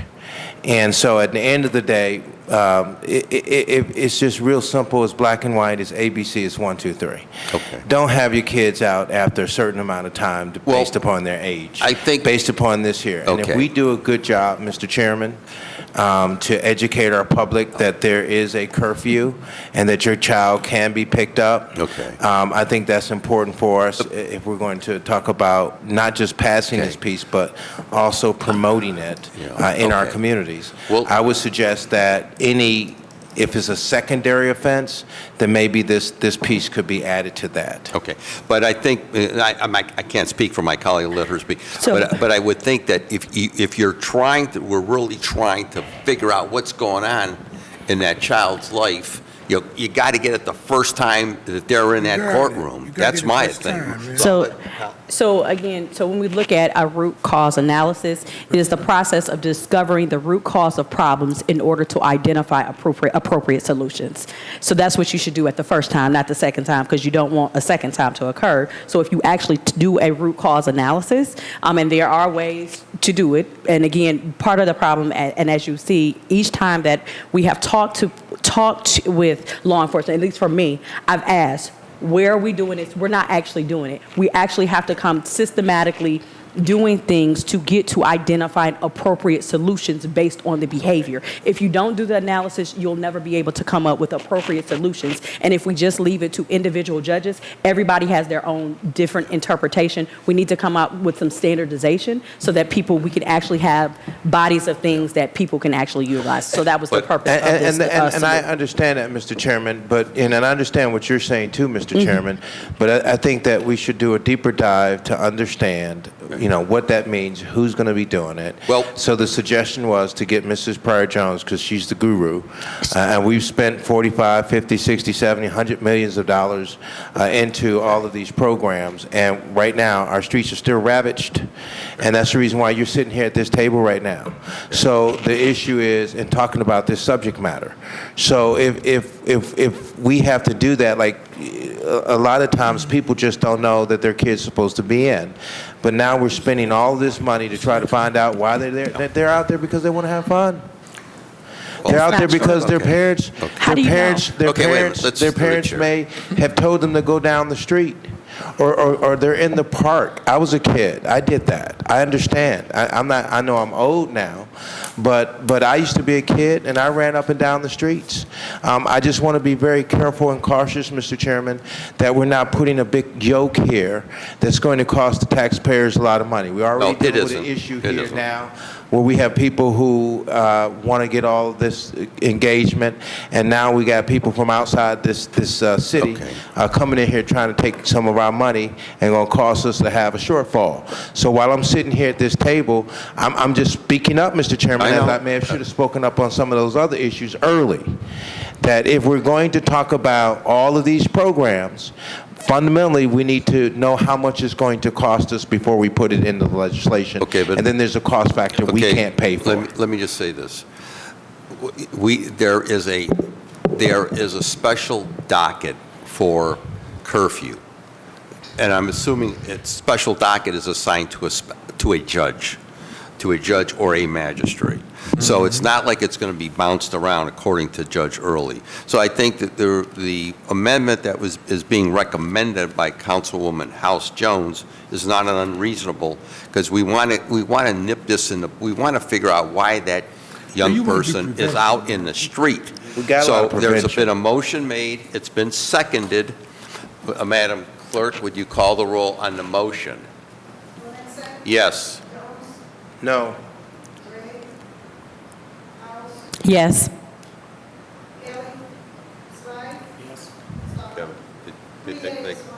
Okay. You forgot me. They called you, but you didn't respond. Called you, you said yes. Okay. I didn't hear you. Okay. Yes. He said yes. I said yes. 4 yeses and 1 no. Thank you. The amendment is approved without objection to the legislation as amended. Ordinance number 860-2023 is approved, is read. Thank you, and please sign it up. Our next piece is, and I'm assuming there's got to be some more people here, I'm assuming, on this one, because this is a biggie. Okay, ordinance number 908-2023 as amended, as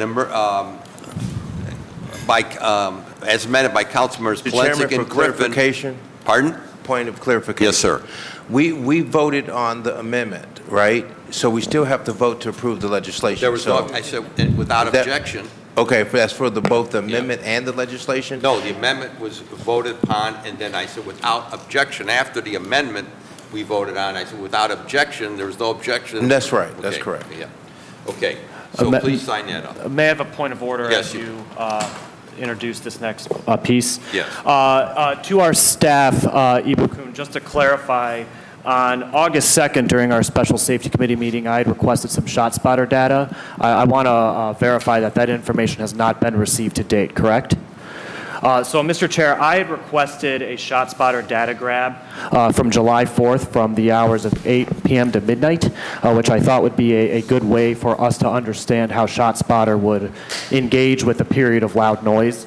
It's been nearly 2 months, and we allocated $2.76 million of ARPA to ShotSpotter, and quite frankly, this is one more input that I've had with Public Safety Administration, withholding information from City Council, be it from operations, Yes. be it about the employee pipeline and hiring. And so to that end, I will sit here, but I will not be signing off on this legislation. I am frustrated that it's come to this point. And I am reaching the point where I'm going to be speaking with our attorneys about our need to file subpoenas in the Court of Common Pleas to get information out of Public Safety Administration. Public Safety Administration does not have the authorization, in my opinion, to unilaterally decide what information elected officials can and cannot review. Thank you. And I would wholeheartedly concur with you along those lines, and I would say, I must say here at the table, that, again, I'm going to read this legislation.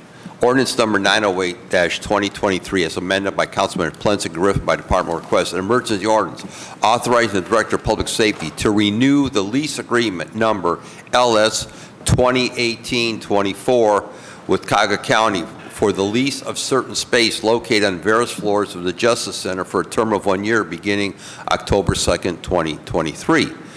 Now, where's the Assistant Safety Director? The Safety Director could not be here. Inform me of that. But where's the Assistant Safety Director? Who's going to speak on all the financial aspect of this agreement? Who's going to do that? So as far as the lease agreement? Yes. I'll be representing the division on the Do you lease know agreement. the numbers? Yes. You have the numbers? We have the numbers. Okay, well then, Okay, let me finish. This was read for the first time August 16, 2023, approved by Director of Public Safety, approved by Director of Finance. There's no legal objection. Deputy Chief Todd. Oh, wait a minute. Excuse me. There's an amendment. Mr. Chairman, is this on the actual legislation? Yes. I see. This is for the renewal of the lease at the Justice Center. Okay. So there's no legal there's no legal objection to this legislation as amended as follows. In line 3, line 2, strike $192,017 and insert $177,417.75 and strike 100, I'm assuming that's 100 and, well, it says strike 124. I guess that's supposed to be a dollar amount, I think, in there. That's a square footage. Pardon? Square footage. Oh, that 124, 233. square footage, but it doesn't say that. And strike 124, 233 square feet.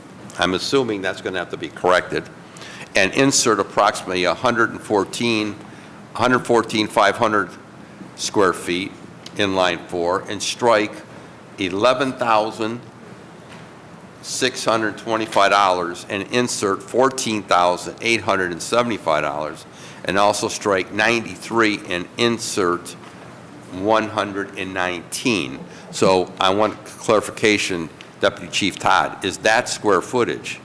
So the square footage, 114,000, would be the current, going into the next year, our lease agreement of our occupied square footage. Okay, so reducing the amount of square footage that we're going to utilize. Yes, sir. Okay, so go ahead. Tell us about this piece. So our lease is due to expire in October. We will be renewing a lease. I think the lease was you initially presented on this. We've gone through and done an audit of our square footage, which was actually came out less than what the original proposal was. Yeah. That's the reason for the changes. So this is the current lease agreement, which we would go forward, and Suzanne will lead on the rest. Okay, Ms. DeGennaro? Thank you. And you are here representing? I am here representing the Mayor's Office of Capital Projects. Excuse me, go ahead. Your time is up.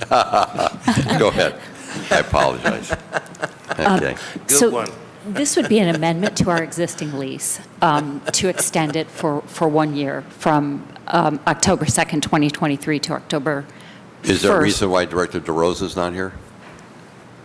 I'm not sure, but I have all of the information that, Okay. he would. Is there a reason why the Assistant Safety Director is not here? Do we know?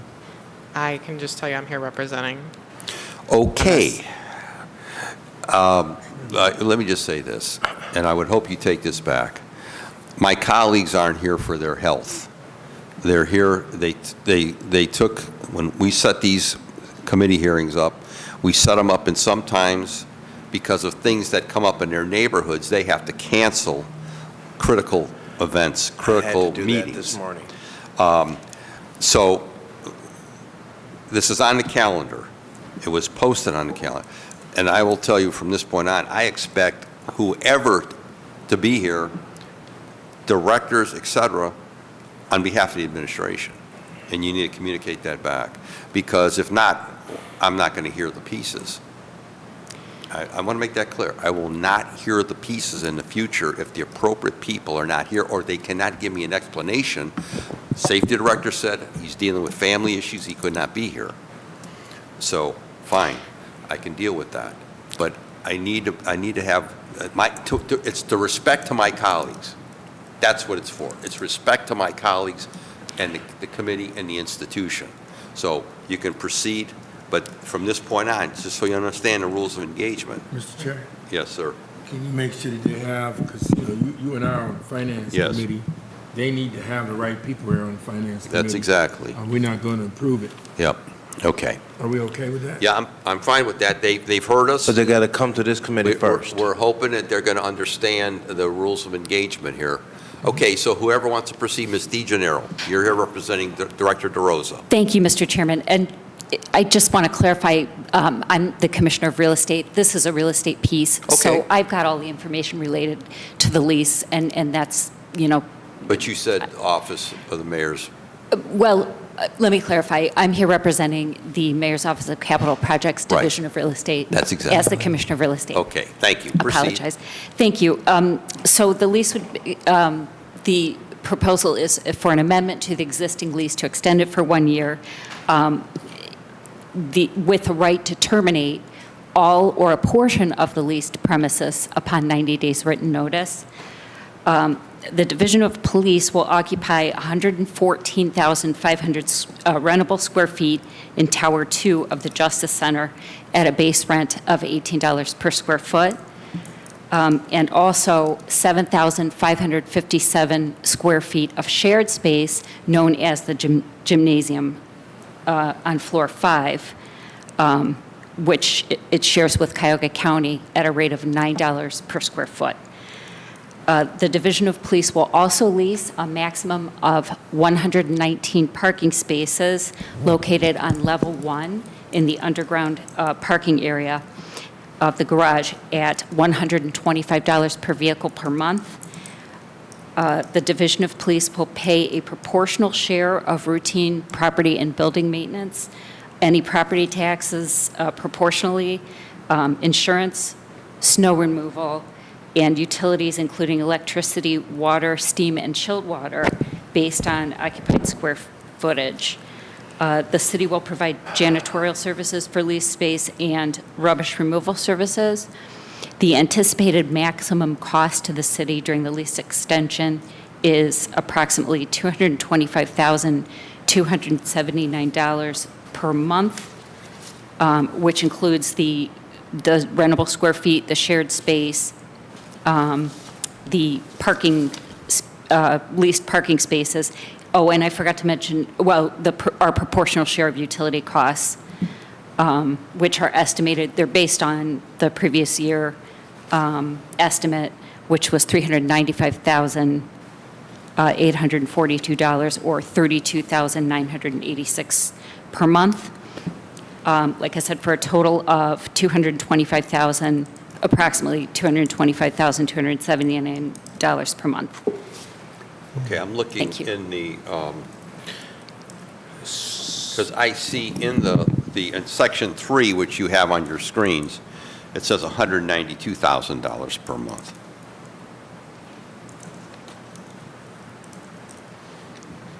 Is it 192,017, Mr. Chairman? Yes, yes. So it's supposed to be 236,628.83? Go ahead.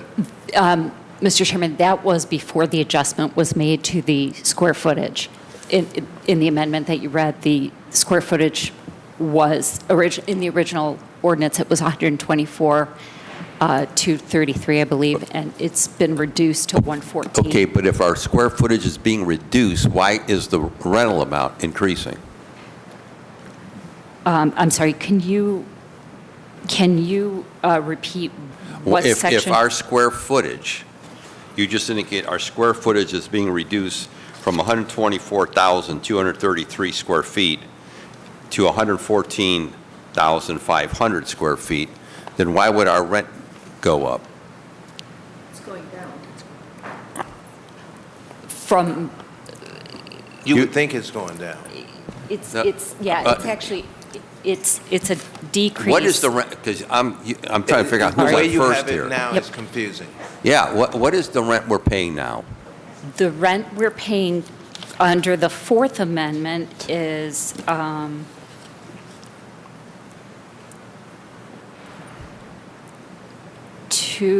let's see, See, you're confused too. Yeah. Mr. Chairman? sorry, Wait. because we've got it annually and monthly, so I'm trying to Yeah. find the monthly. Well, Mr. Chairman? Yes, Mr. Jones. My question is real simple, right? How much did we pay, Mr. Chairman, to the distinguished, beautiful lady? I like your outfit, by the way. How much did we pay, Mr. Chairman, on our annual basis for For renting of the facility? For this year, what year, this will be for, this new lease agreement will start when?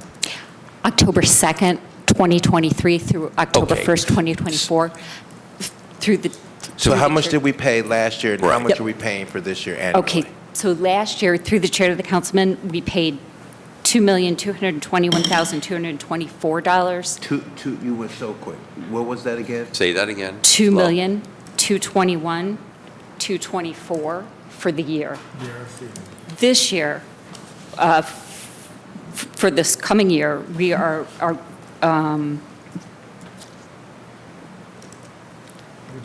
let's see, 225. I'm sorry, this year it's $2,061,000. So it's a decrease of, So is it 2,061,000 clear, and there's no other numbers behind that? yes, it's, Okay. yes, because last year we leased 142 square feet, 142,605 rentable square feet. This year, we're leasing 114,500 square feet. So the difference, so last year it was 2.2 million, and this year it's basically 2 million. Okay, okay. Because it is a little confusing here. I apologize. It's because we have it broken down monthly and annually, so it's Okay. a little confusing. Questions of the committee, Councilman Jones? Mr. Chairman, can we, this to the distinguished lady, the way you have it written out here right now is kind of confusing on the actual summary. So, and I just want to make sure, because I heard some facts, I see some stuff in writing, and I just want to get clarification here. So right now, we're looking at a 100 and what difference? What's the difference between this year versus last year's annual? I'm not going to guess at it. Do you know what the difference would be? Because we're talking about 14,000 square foot of space that we're not using. Is that correct, Mr. Chairman, to the distinguished lady?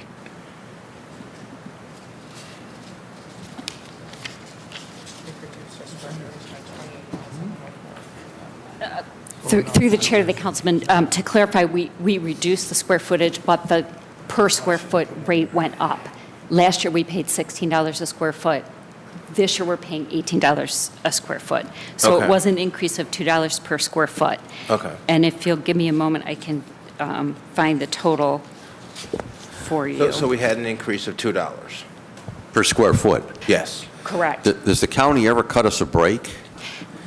Well, fortunately, to the chairman, we've been able to vacate a decent amount of square footage, approximately 10,000 square feet.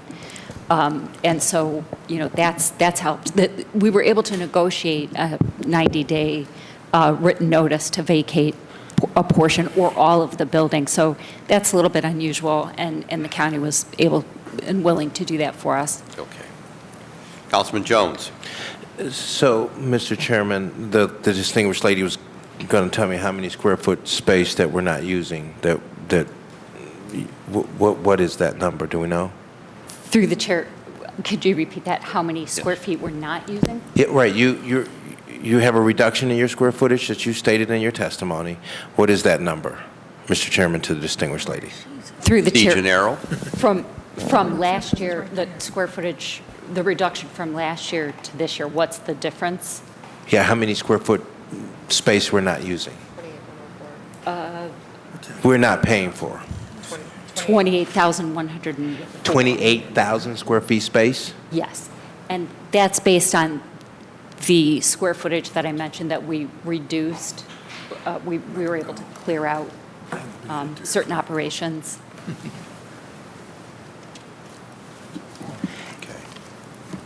The numbers don't make sense and they don't add up, Mr. Chairman. Oh, Lord Jesus. Okay. So if we just make sure I'm looking at the math right, Mr. Chairman, we're talking about a 28,000 square feet reduction that we're not going to add into this year's lease?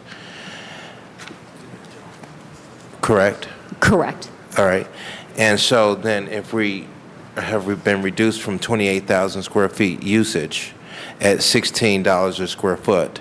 Mr. Chairman, what's the math on that in terms of savings to the distinguished lady? Okay, let her look at what she has. She can. Through the chair, last year's amendment, under the fourth amendment, let's see, I know I have the information, apologize.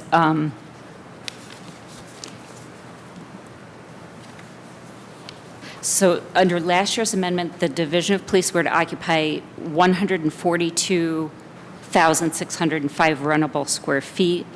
I'm sorry, what was that? 142,605 square feet, but that included the shared space of 7,557. And that was So the gym. That was the shared space, the gym. The Okay, gym, yes, on okay. floor 5. So last year, the rentable square feet was 135,048 at $16 a square foot. Mr. Chairman, I'm just doing basic math, right? So if we're not using 28,000 square feet space at $16 a square foot, what is the math difference there? Mr. Chairman, was the question to the distinguished lady. Wait a minute, I'm drawing a number, but she I'm brought not her sure. calculator. She was thinking. In case you asked me to do math, which you are doing. Let her take her time. Let's see. Okay, so last year, and I'm going to, through the chair, I'm going to, talk it through as I Okay. add this up. Yes. So last year, the amount of square footage that we rented was 135,048, and it was at a rate of $16 per square foot, for a total of this is annually, 2,160,768. This year,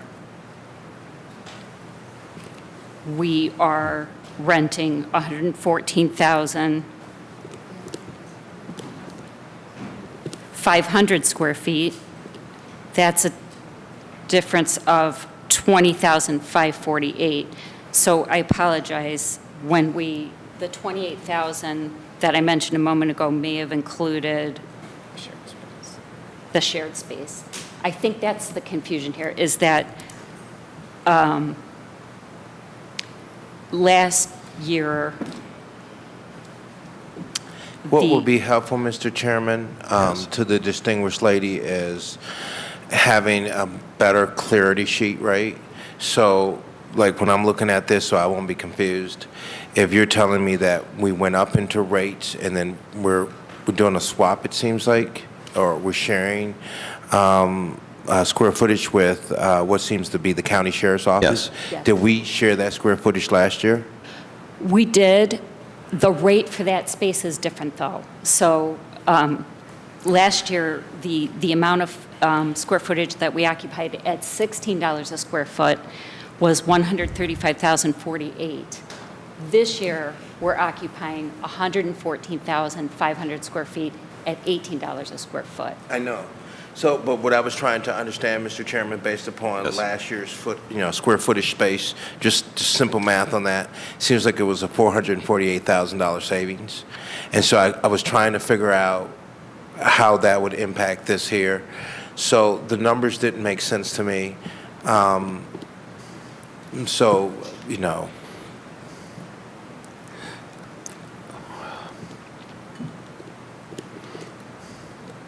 and it seems like if we did the same thing, we still should see much more of a significant savings, Mr. Chairman, versus what we're seeing right now, because it sounds like to me that last year we paid 2.221.224, according to the distinguished lady, and this year, also based upon the increase of $2, we're at still $2 million and some change.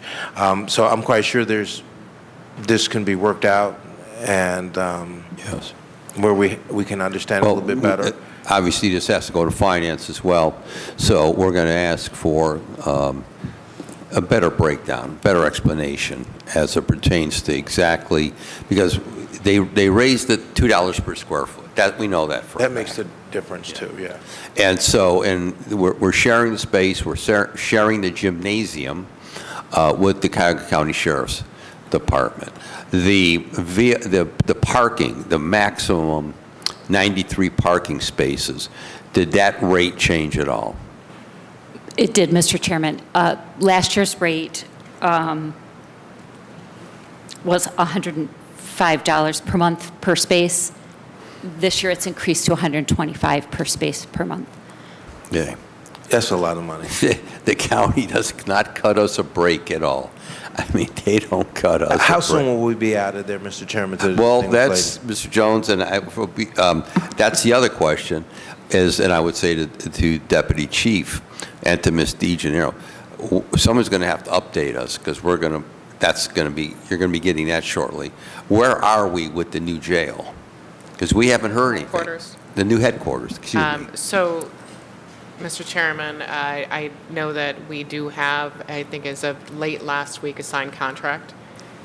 We are still in, we've been continuing our phase this entire time to get to, while they worked it out to get the contract signed.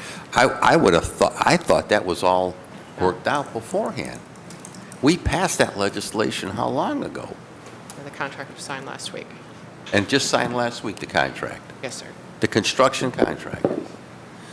Oh. And Mr. Chairman, Ay. I guess I'm going to have to come here and be at the Finance Committee on this particular piece, because my other questions, Mr. Chairman, if the distinguished lady could bring that too, is it talks about the proportional share of the maintenance, the taxes, the insurance, the electricity, the water, system, the sewer-based square footage, all of this stuff. Do we have any breakdowns of that and what that cost is?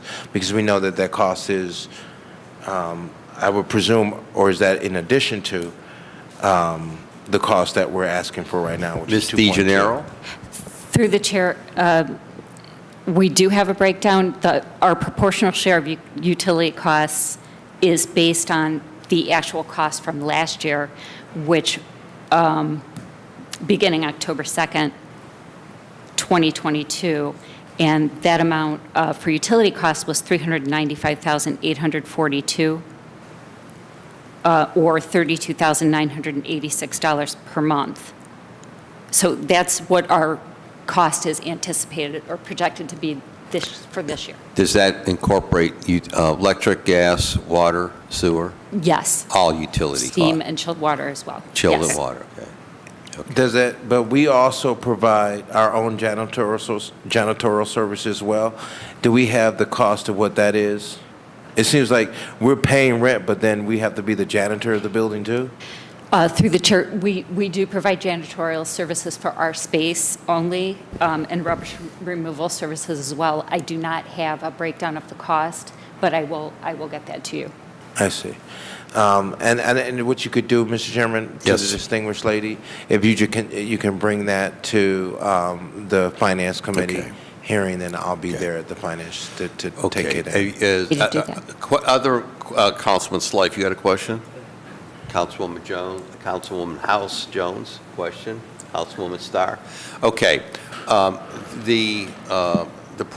What's the prerogative of the committee? You want us to, I'm asking my colleague, poll my colleagues, do you want us to take a vote on this, pass it, or I can also relieve it to the Finance Committee? But I want to say to administration, you're going to have to give us a better explanation as to this whole thing. Understood, Mr. Chairman. We'll bring a clear, So detailed breakdown. what's the prerogative of my colleagues? Just we'll vote and move it on to finance? I don't have any unreadiness, Mr. Okay, Chairman. anyone else? Okay, then you know what our concerns are. You heard our concerns. But I have to tell you again for the record, our friends at the county, man, I'll tell you, they don't cut us a break on anything. When you think about what we're paying for that space over at that building, that's incredible. Can I ask a question, Yeah. Mr. Chairman, on what your point is? Who do we deal with in the county? Is it the county executive? Is it the council? Who makes these additional charges? Through the chair, I've mainly been dealing with the Director of Public Works, but I'm not sure exactly who from the county is making the decision. I will say the county is anxious to get the Justice Center renovated, and so they, raise our rent. Renovated, we hear one day they're going to close it and tear it down, and who knows what they're doing. And Mr. Yeah. Chairman, we were partners with developing that building over there. And we were, in 1970, 72, then George Forbes being the president of Cleveland City Council, we made a significant investment for them to have that building over there.